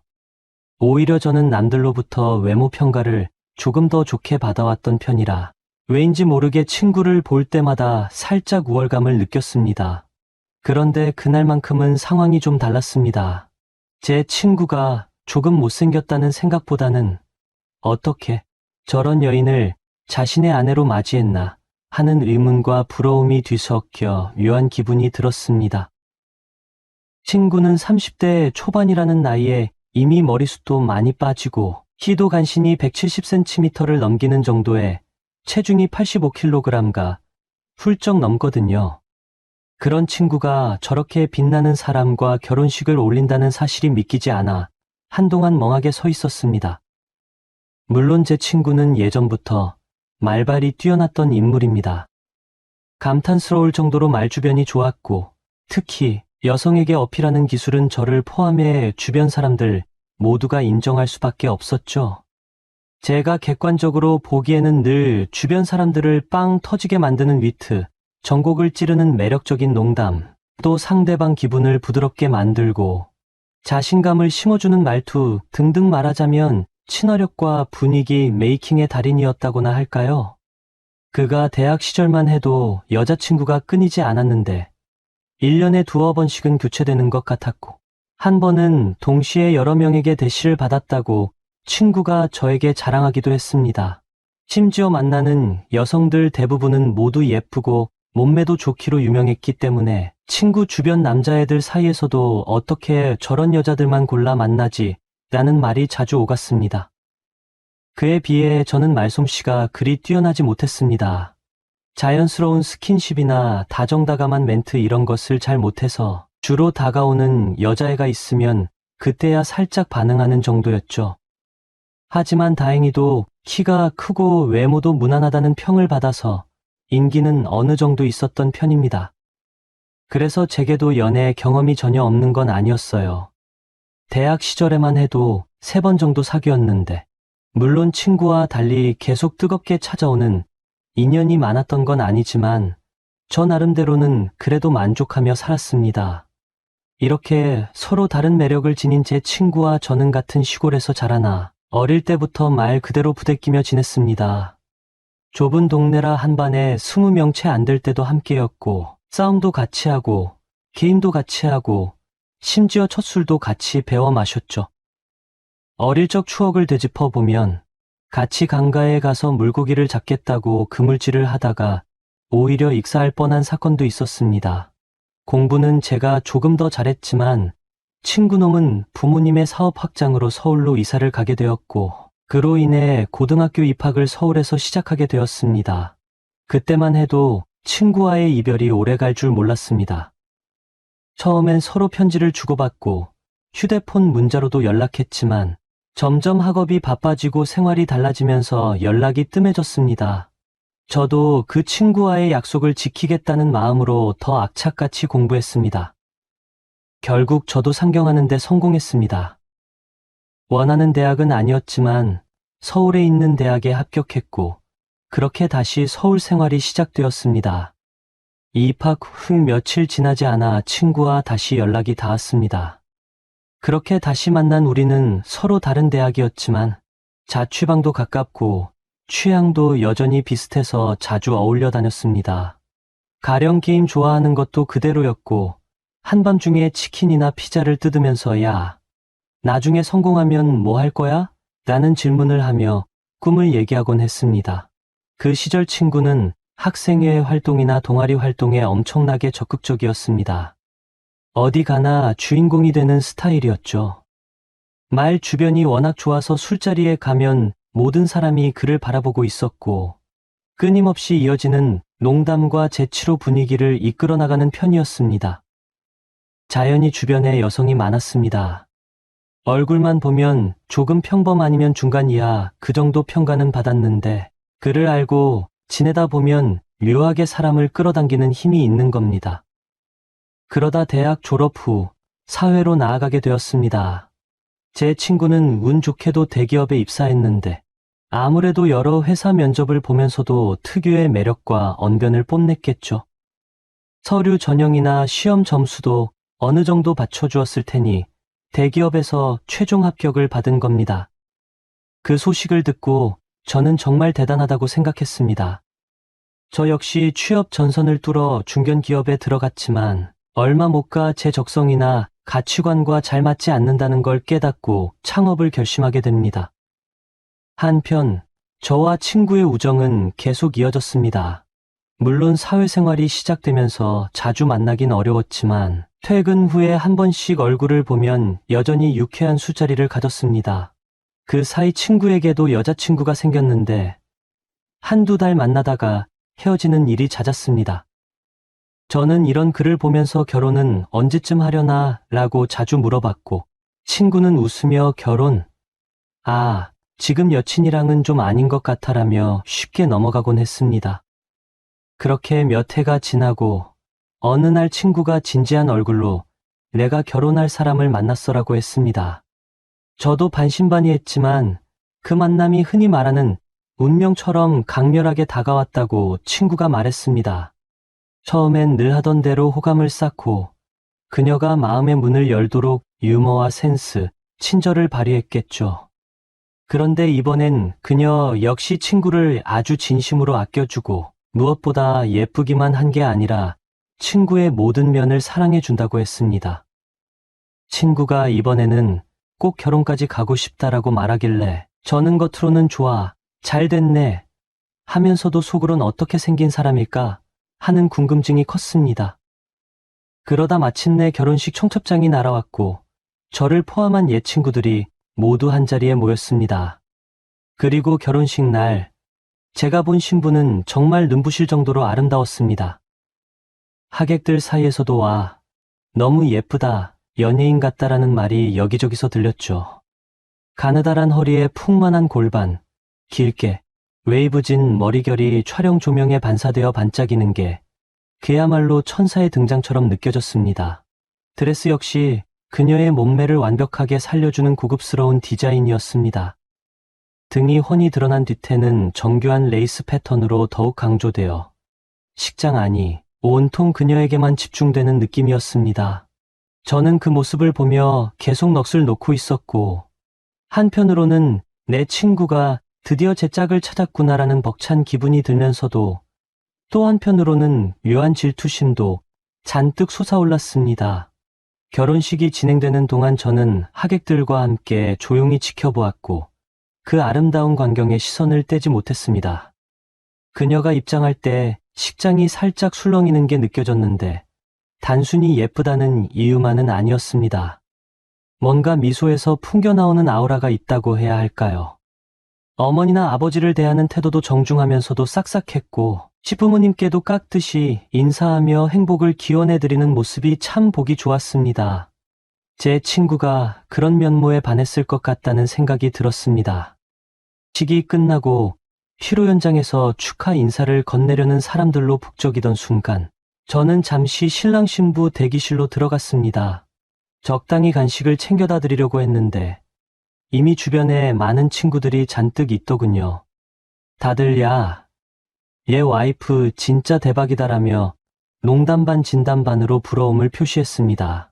친구는 쑥스럽다는 듯이 웃으면서도 아내의 손을 꼭 잡은 채 흐뭇하게 바라보고 있었습니다. 물론 저는 행복하게 잘 살아라 라고 진심으로 축하해 주었고 신부에게 정말 아름다우시네요. 제 친구와 결혼해 주셔서 감사합니다라고 이야기했습니다. 그녀 역시 환하게 웃으며 제가 더 감사해요. 오빠 친구분들한테 좋은 이야기 많이 들었어요.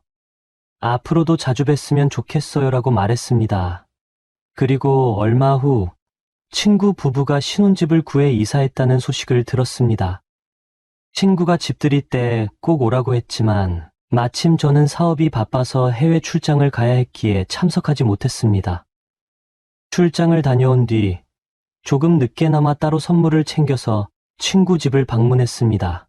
소중한 신혼집을 구경도 해야겠지라는 생각에 약간 설레는 마음으로 찾아갔습니다.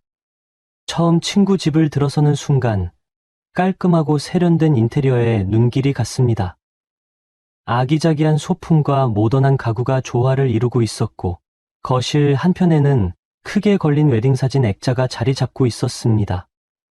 그 사진 속의 두 사람은 환하게 웃으며 서로에게 기대고 있었는데 사진만 봐도 분위기가 참 잘 어울린다는 생각이 들었습니다. 친구가 저를 보자마자 야, 어때? 난 성공한 인생이지 라고 특유의 농담을 던졌고 저는 웃으며 그래, 내가 최고다라고 받아쳤습니다. 그날 식사는 삼겹살과 묵은지를 볶은 요리, 그리고 친구 아내가 직접 끓였다는 된장찌개였습니다. 저는 와, 이거 맛집 수준인데 라며 진심 어린 칭찬을 했고 친구는 흐뭇한 표정으로 내가 예전부터 말했잖아. 요리 잘하는 사람 만난다고라며 자랑했습니다. 사실 저도 친구가 자취 시절에 요리를 꽤 잘하는 편이라는 걸 알고 있었는데 아내분이 훨씬 더 손맛이 좋다 보니 매일이 배부르고 행복하다는 말을 계속했습니다. 식사를 마치고 난 뒤 아내분이 과일을 깎아 가져왔습니다. 그녀는 조용히 미소 지으며 이거 드셔보세요라고 권했고 저는 한입 베어 물면서 진짜 과일도 싱싱하고 맛있네요라고 말했습니다. 그녀는 성격이 참 부드럽고 자상해 보였습니다. 저에게도 거리낌 없이 여러 가지 질문을 해주었고 제가 사업 얘기를 하면 진심으로 귀 기울이는 모습이었습니다. 정말 저렇게 완벽해 보이는 사람이 내 친구의 아내라니 하는 생각이 다시금 들었습니다. 그날 밤 저와 친구는 늦게까지 술을 마시며 수다를 떨었습니다. 원래는 소주와 맥주를 번갈아 마시다가 집에 있던 와인까지 꺼내서 기분 좋게 마셨습니다. 아내분은 식사 자리에서는 별로 술을 마시지 않더니 우리 둘이 너무 신나 보였는지 본인도 와인을 좀 따라 달라고 했습니다. 그런데 놀랍게도 그녀는 술을 꽤 잘 마셨습니다. 볼이 약간 홍조로 물들고 목 부분과 살짝 드러난 쇄골, 그리고 자연스럽게 파인 옷 사이로 살짝 보이는 가슴골 부근까지도 붉어졌지만 말투나 행동에서 크게 취한 기색은 없어 보였습니다. 오히려 저와 친구가 조금씩 말이 꼬이고 눈이 풀려갈 즈음에도 그녀는 또렷하게 농담을 주고받았습니다. 술이 점점 올라오자 저도 원래 집에 갈 생각이었는데 이대로 좀 더 마시다 보면 새벽이 되겠구나 싶었습니다. 마침 친구와 아내도 오늘은 그냥 여기서 자요. 소파가 넓어서 잠자리도 편할 거예요라고 적극적으로 만류했습니다. 그 말에 저도 그래, 그럼 폐를 좀 끼치겠다라며 결국 신혼집 거실 소파에서 자고 가기로 했습니다. 친구 부부는 안방으로 들어갔고 저는 넓은 소파에 몸을 이었습니다. 술 기운에 눈꺼풀이 무겁게 내려앉아서 별다른 생각 없이 금세 잠에 빠져들었습니다. 얼마나 잤을까요? 문득 무언가 시끄러운 소리가 들려서 잠에서 깼습니다. 저에게는 술이 빨리 취하고 또 빨리 깨는 특성이 있어서 이미 꽤 맑은 정신이 돌아오고 있었습니다. 거실은 불이 꺼져 어둑어둑했고 대신 안방 쪽에서 희미하게 빛이 새어나오는 듯했습니다. 그런데 귀 기울이자 안방에서 친구와 아내의 거친 숨소리와 함께 묘한 신음 섞인 목소리가 들려왔습니다. 자기야, 살살해. 자기 친구가 거실에 있단 말이야라고 아내가 낮게 애원하는 소리를 냈고 친구는 괜찮아. 술 잔뜩 마셨으니까 못 일어날 거야라며 혀가 살짝 꼬인 목소리를 냈습니다. 아내는 최대한 소리를 죽이려고 애쓰는 것 같았지만 친구는 더 크게 내바라며 장난스럽게 부추기는 듯했습니다. 그 소리에 저는 몸을 일으켜 세운 채 멍하니 문 쪽을 바라보고 있었습니다. 내가 이걸 들어도 되는 건가 하는 당혹감과 함께 묘하게 심장이 두근거리는 이상한 기분이 들었습니다. 오랜만에 그런 장면을 가까이서 청취하게 되니 저도 모르게 상상을 하게 되었고 동시에 친구가 너무 대담하다는 생각이 들었습니다. 아니, 손님이 집에 있으면 조금 자제해야 하는 거 아닌가 하는 생각도 들었고, 다 큰 성인 부부의 당연한 사생활이겠지만, 저는 마치 금기를 훔쳐보는 느낌이 들어서 심장이 두근거렸습니다. 결국 얼마 지나지 않아 그 소리는 점점 잦아들었고, 저는 거실 소파에 누워 이런 짓을 듣고 있다니 난 뭐 하는 거지 하며 머리를 긁적였습니다. 그리고 다시 잠에 들기 위해 노력했습니다. 그날 아침, 다행히 친구와 아내는 아무 일 없었다는 듯 아침상을 차렸고, 저도 그 사실을 모른 척하며 식사를 했습니다. 솔직히 괜히 집에 남았나 싶기도 했지만, 한편으론 저렇게 열정적인 부부라면 잘 살겠지 하고 내심 생각했습니다. 결국 저는 그날 오전에 집을 나섰고, 돌아오는 길에 언젠가는 나도 저런 열정적인 사랑을 할 수 있을까? 라는 묘한 상념에 빠졌습니다. 저는 사업 문제로 머릿속이 복잡했지만, 동시에 친구 부부가 부럽기도 했습니다. 하지만 그 후 얼마 지나지 않아 친구가 이혼을 했다는 소식이 전해졌습니다. 너무 갑작스러웠고, 저로서는 상상도 못한 일이었습니다. 결혼한 지 채 6개월도 안 된 상황에서 벌어진 일이었고, 제게도 연락이 오긴 했지만 매우 간결하고 건조하게 나 이혼해라는 메시지 하나를 받았을 뿐이었습니다. 저는 무슨 일인데? 라고 물었지만 친구는 별다른 답을 주지 않았습니다. 나중에 알게 된 내막으로는 친구가 결혼 후에도 예전 습관, 즉 바람기를 완전히 버리지 못한 듯 했습니다. 결혼 후 반년도 채 지나지 않았는데 벌써 질린다는 생각이 들었고, 직장 다니면서 알게 된 여성들과 어장관리를 하는 성격이 다시금 올라온 것입니다. 그 와중에 예전에 만나던 여자가 꾸준히 연락을 해왔고, 둘이 몇 번 몰래 만나며 잠자리를 가진 모양이었습니다. 물론 아내가 눈치를 채지 못하면 좋았겠지만, 그녀는 성격이 꽤 단호하고 똑 부러지는 타입이었기에 친구의 행동을 곧 알아차렸습니다. 결국 친구 휴대폰을 뒤져서 그녀와 함께 침대에 누워 적나라하게 찍은 사진을 발견했다고 했습니다. 그 사진을 본 즉시 친구 아내가 폭발했고, 집안에 있던 사진이나 신혼소품들을 다 부셔버렸다 합니다. 그러면서 이혼을 강력히 요구했고, 이미 서로의 신뢰는 바닥까지 떨어져 돌이킬 수 없는 지경에 이르렀습니다. 저는 그 소식을 듣고 너무 놀라서 당장 친구가 사는 곳으로 달려갔습니다. 문을 열고 들어선 순간 집은 엉망진창이었습니다. 웨딩사진 액자는 깨져 있었고, 소파 위에는 부서진 액세서리나 사진 조각들이 여기저기 흩어져 있었습니다.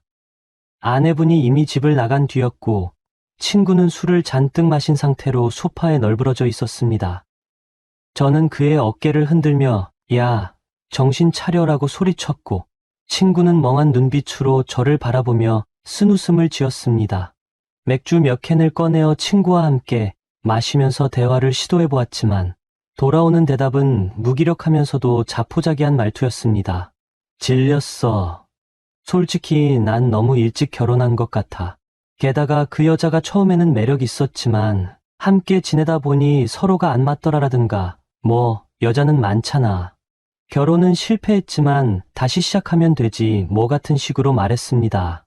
저는 그런 친구를 보며 어이가 없었고, 내 아내만큼 착하고 예쁜 사람을 어디서 또 찾겠냐, 왜 내 소중한 걸 스스로 걷어찼냐고 따지듯 말했지만 친구는 허탈한 웃음만 지었습니다. 그렇게 두 사람은 결국 이혼 절차를 밟았고, 별다른 재산 문제나 자녀도 없었으니 깔끔하게 갈라섰습니다.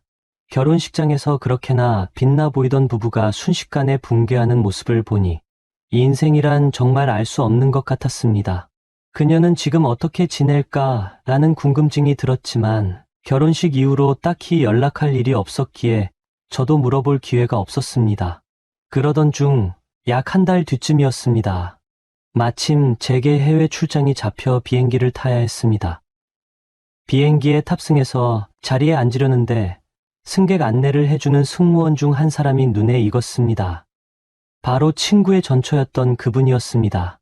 저는 순간 심장이 덜컥 내려앉는 기분이었습니다. 아, 맞다. 친구가 아내가 승무원이라고 했었지 하고 어렴풋이 기억이 떠올랐습니다. 이혼 소식을 듣고도 그녀가 스튜어디스라는 것까지는 까맣게 잊고 있었는데 이렇게 기내에서 마주칠 줄은 상상도 못했습니다. 눈이 마주치자 그녀도 당황한 기색이 역력했습니다. 애써 밝은 표정으로 가볍게 인사를 건넸지만 두 사람 다 어색한 기분이었습니다. 그래도 저는 안녕하세요.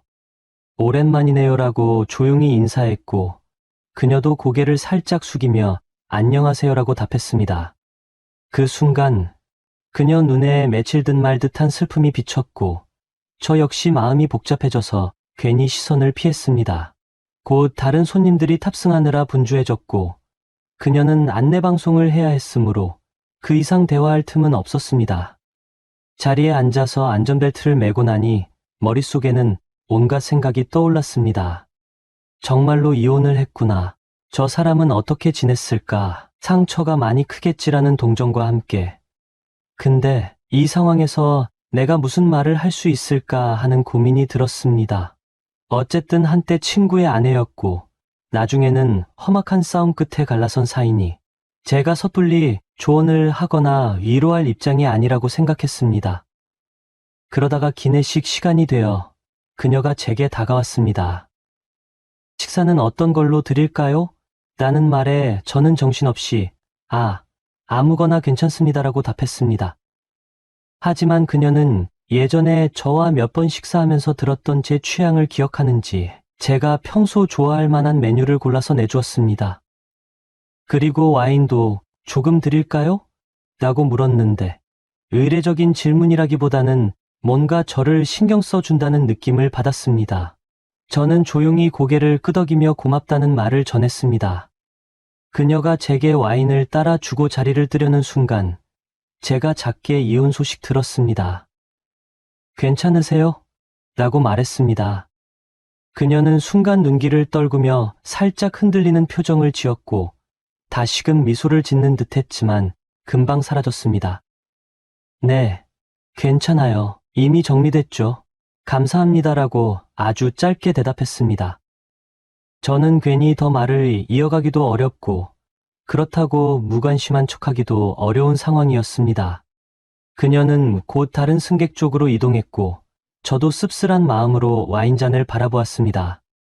이 비행기는 유럽의 한 국가로 가는 장시간 노선이었기에 중간중간 계속 승무원들과 마주칠 수밖에 없었습니다.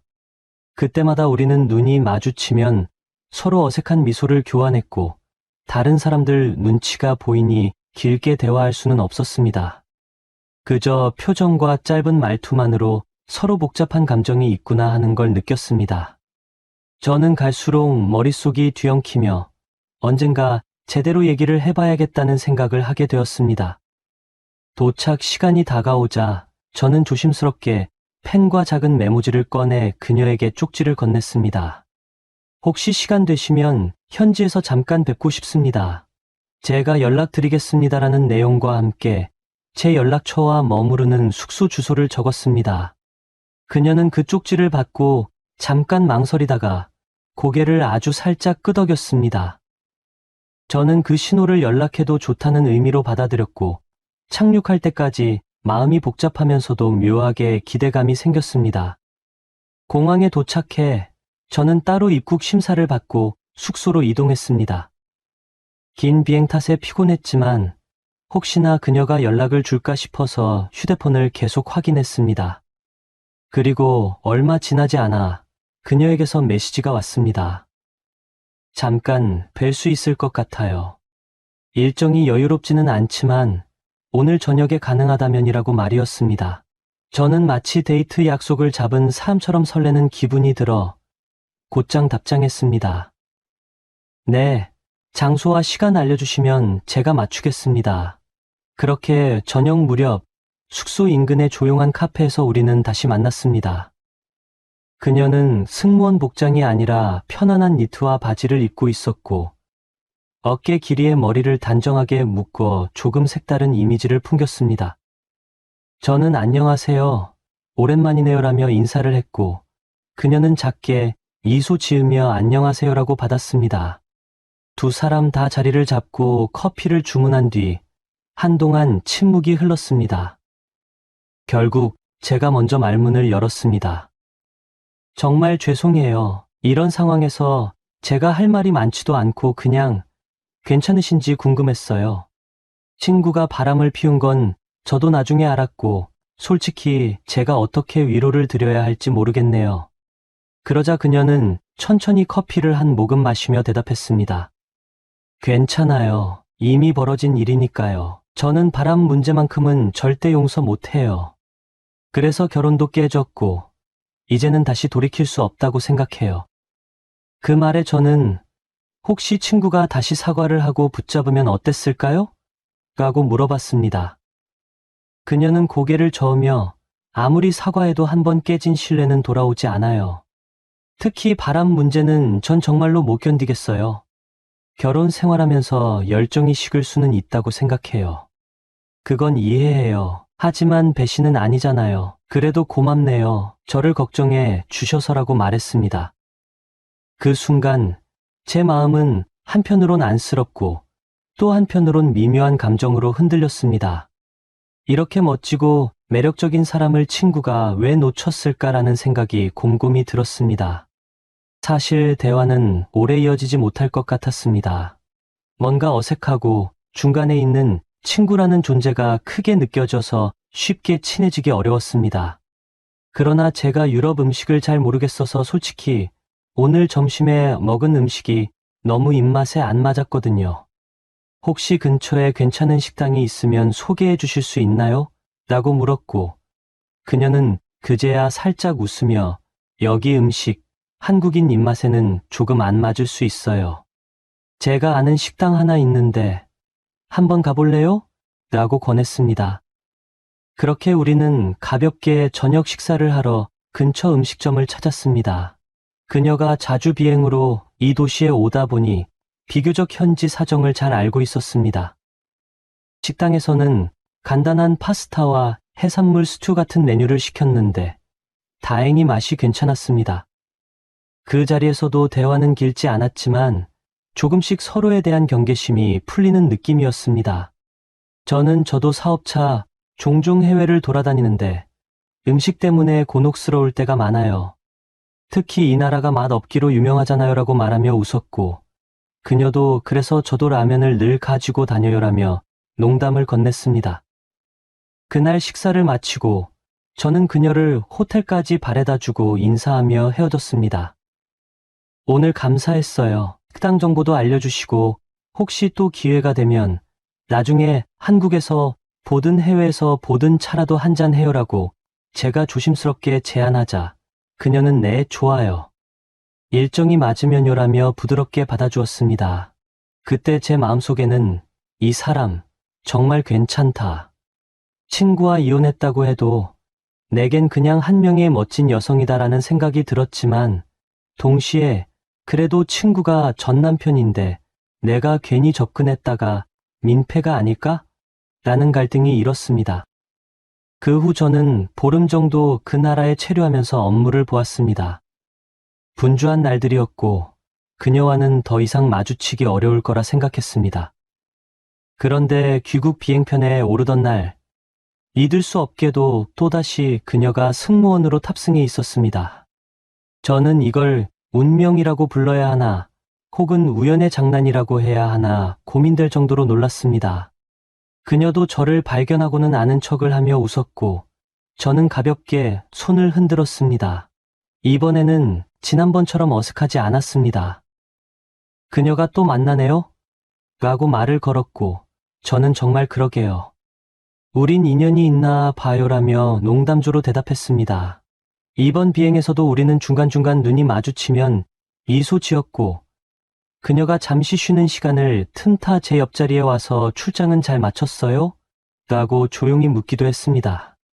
저는 네, 예정된 계약 잘 마무리했고, 이젠 한국 가서 결과물을 만들어 봐야죠라고 답했습니다. 그러면서 서로 한두 마디씩 근황을 나누었습니다. 그렇게 또 한 번의 장시간 비행을 함께한 뒤, 저는 귀국했습니다. 그 후로 문득문득 그녀가 떠올랐고, 메시지를 보내볼까 망설였습니다. 하지만 친구와의 우정을 생각하면 괜히 나서는 것 아닐까 하는 망설임이 컸습니다. 어쨌든 그들은 이미 이혼을 마쳤고 친구 역시 연락해보니 벌써 새 여자친구가 생겼다고 대수롭지 않게 말할 정도였습니다. 그래서 더욱 혼란스러웠습니다. 친구는 벌써 다른 삶을 사는데 왜 내가 친구 전처를 만나면서 죄책감을 느끼지? 하는 생각도 들었고 동시에 그래도 혹시 모를 상황에 대비해 조심해야 하는 게 맞지 않나 라는 고민도 들었습니다. 결국 저는 신중함 속에서도 그녀에게 문자 한 통을 보내보기로 했습니다. 잘 지내시나요? 저 지난번에 비행기에서 또 뵈어서 반가웠어요. 혹시 기분 나쁘지 않으시다면 제가 커피라도 대접하고 싶은데요. 라는 짧은 내용이었습니다. 솔직히 답장이 안 오면 그냥 접으려고 했습니다. 그런데 예상외로 그녀가 긍정적인 반응을 보냈습니다. 안녕하세요. 저야 뭐 언제든 좋지만 스케줄이 불규칙해서 날짜를 맞춰야 해요. 다음 비행 전후로 시간 괜찮으면 연락드릴게요라고 말이었습니다. 저로서는 괜히 가슴이 뛰었습니다. 한두 주 정도 지나 그녀가 비행 스케줄표를 보내며 이때 한국에 있을 것 같아요. 혹시 이 시기에 시간 되세요? 라고 물어왔고 저는 최대한 일정을 조정해 약속을 잡았습니다. 그렇게 한국에서도 만남이 이어졌습니다. 이번에는 굳이 먼 곳이 아니라 서울 시내 카페에서 만나 일상적인 이야기를 나눴습니다. 저는 점점 그녀에게 호감이 깊어지는 걸 느꼈고 그녀도 저를 아주 편하게 대해 주었습니다. 다만 아직 이성적인 감정 표출을 하지는 않았습니다. 저 역시 친구와의 관계 때문에 마음 한구석이 꺼림칙했기 때문입니다.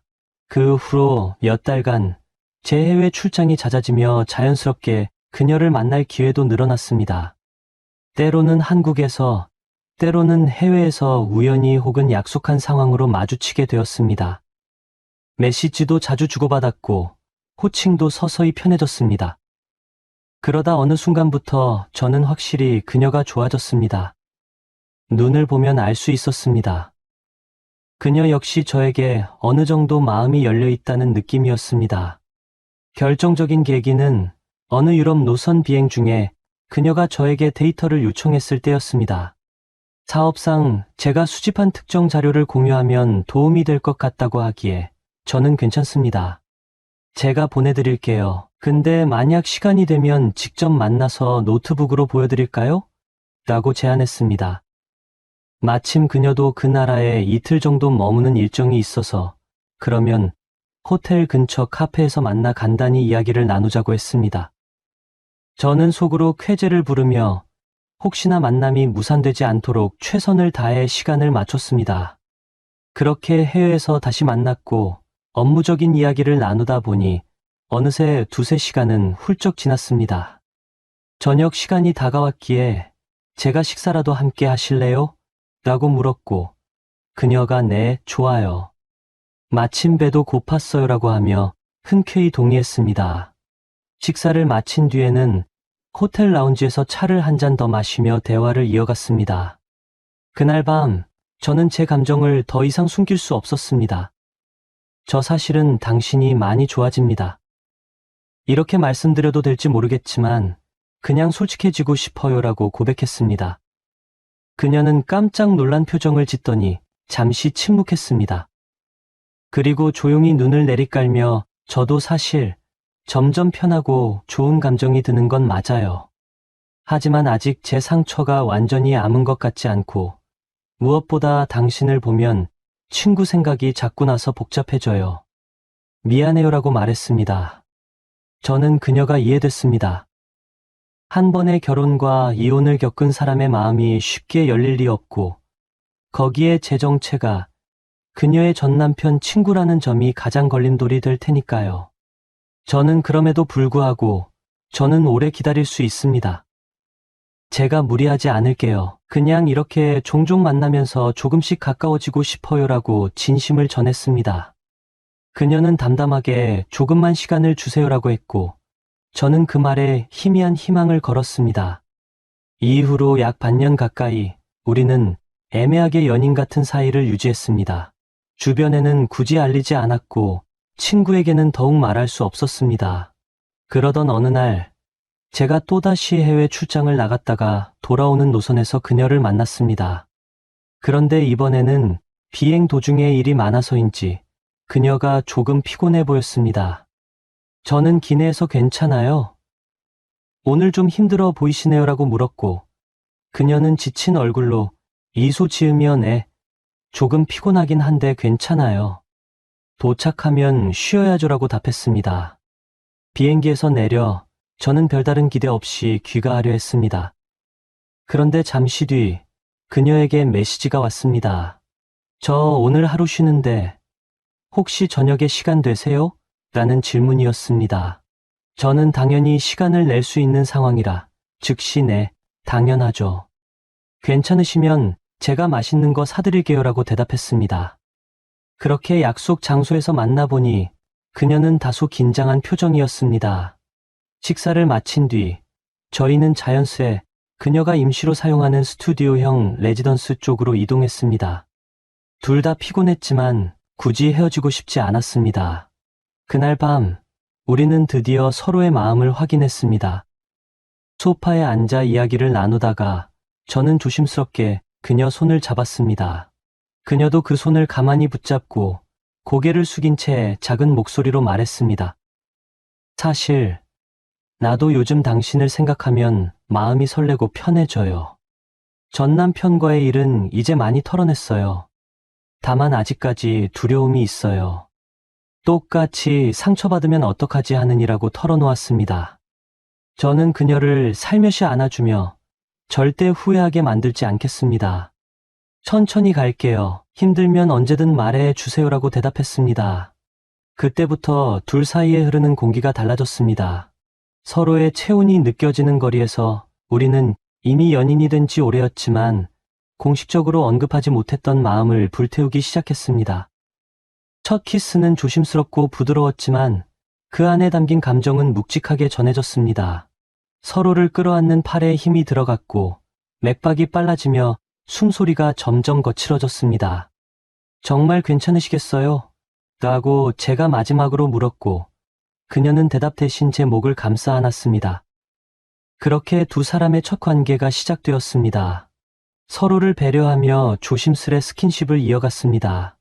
그녀는 가느다란 손끝으로 제 등과 어깨를 쓸어내렸고 저는 그녀의 뺨과 이마에 차례로 입맞춤했습니다. 가벼운 옷차림이었기에 옷가지들이 자연스럽게 흘러내렸고 서로의 체온이 더욱 직접적으로 와닿았습니다. 눈을 마주치며 서로의 마음을 확인하는 순간 그녀가 살짝 눈물을 보이기도 했습니다. 이게 맞는 건지 모르겠어요. 그래도 지금은 하고 싶어요라고 떨리는 목소리로 말했습니다. 저는 말없이 그녀 손을 꼭 잡고 다시금 부드럽게 입술을 맞추었습니다. 불이 꺼진 방 안에서 우리는 소파가 좁아 침대로 자리를 옮겼습니다.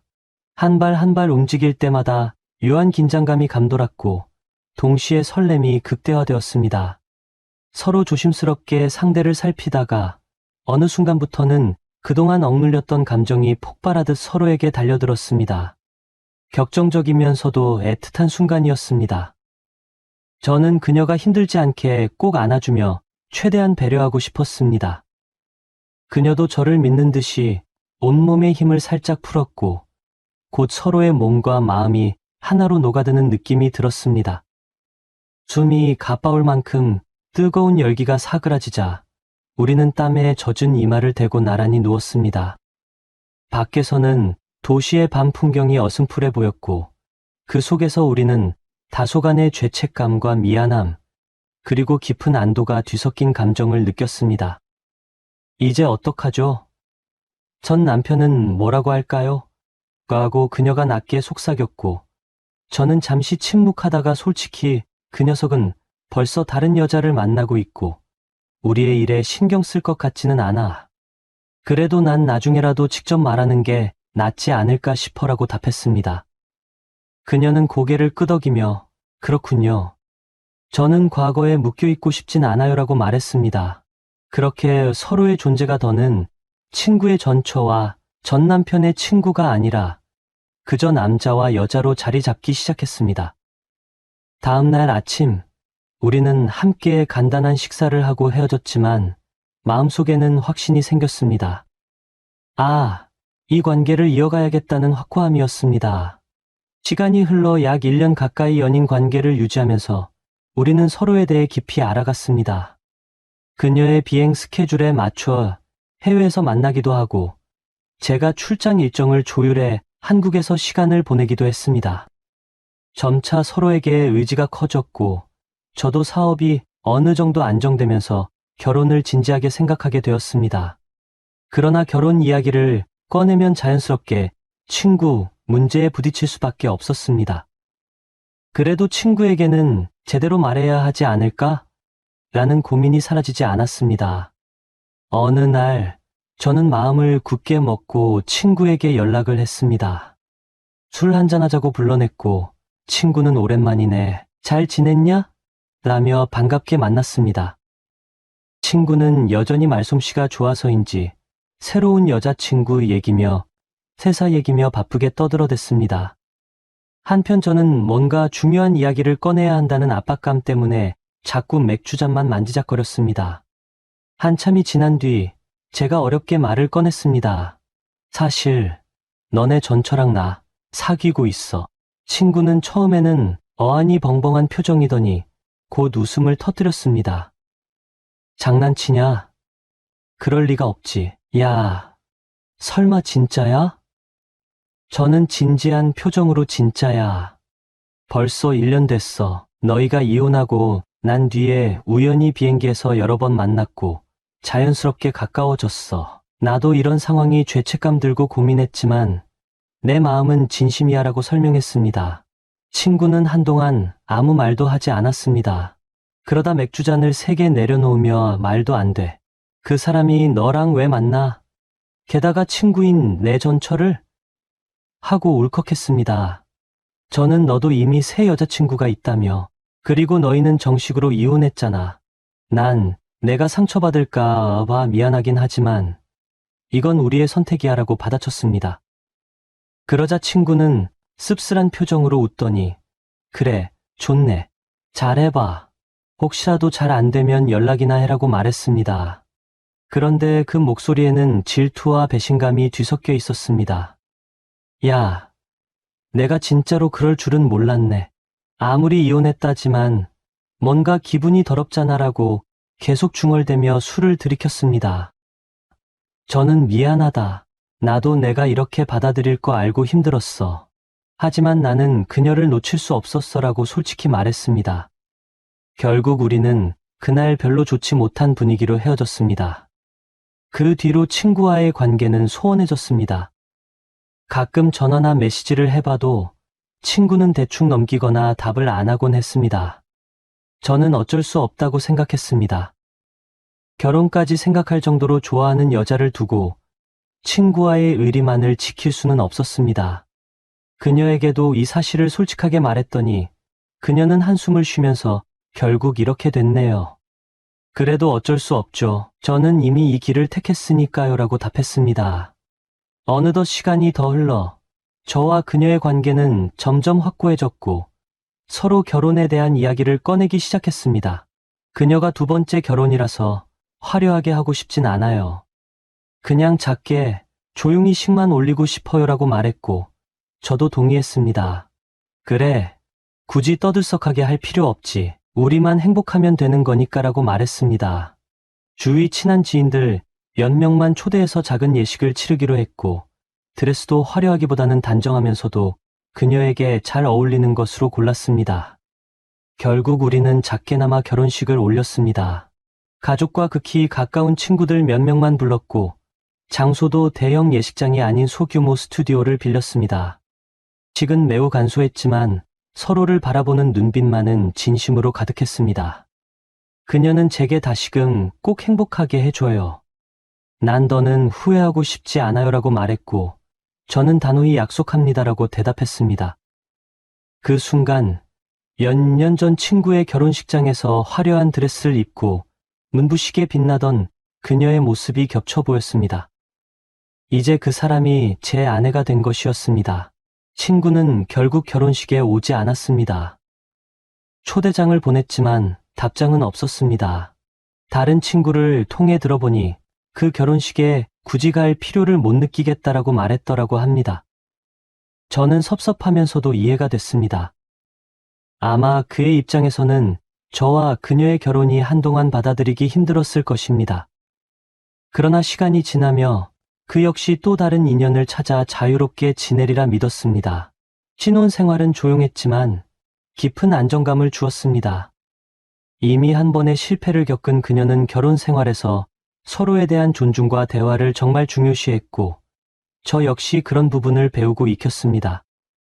가끔 서로 다른 점이나 이전 결혼에 대한 기억으로 갈등이 생길 때도 있었지만, 솔직하고 차분하게 이야기를 나누며 풀어나갔습니다. 절대 서로에게 거짓말하지 말자라는 것이 우리의 첫 번째 원칙이었습니다. 그렇게 우리는 새로운 부부로서의 삶을 시작했습니다. 전 남편의 친구와 재혼했다는 사실이 조금은 불편하거나 흉흉한 소문으로 퍼질까 봐 신경이 쓰이기도 했지만 막상 주변 사람들은 생각보다 크게 개의치 않았습니다. 오히려 사랑에 국경이 없듯이 상황도 중요치 않다. 지금 서로 행복하다면 그걸로 충분하다라는 말을 해주는 이들이 많았습니다. 다만 예전에 친구와 공통으로 알고 지내던 지인들은 어쩐지 연락이 줄어드는 느낌이 있었습니다. 아마도 여러 말이 오갔을 거라 짐작하지만 저희는 크게 개의치 않았습니다. 어차피 함께하고 싶은 사람이 누구인지가 더 중요했으니까요. 이제 이렇게 긴 이야기를 돌이켜보면 모든 것이 운명처럼 느껴지기도 합니다. 만약 그때 그녀를 비행기에서 마주치지 않았다면, 혹은 제가 용기를 내어 연락처를 건네지 않았다면 어땠을까 하는 상상을 해보는데, 그랬다면 서로 그냥 스쳐가는 인연으로 끝났을지도 모릅니다. 하지만 실제로는 여러 차례 우연이 겹치고 그 우연들을 제가 놓치지 않으려 적극적으로 움직였기에 지금의 결론에 도달했습니다. 친구와는 아직 완전히 절교한 건 아니지만 예전처럼 허물없이 지내지는 못합니다.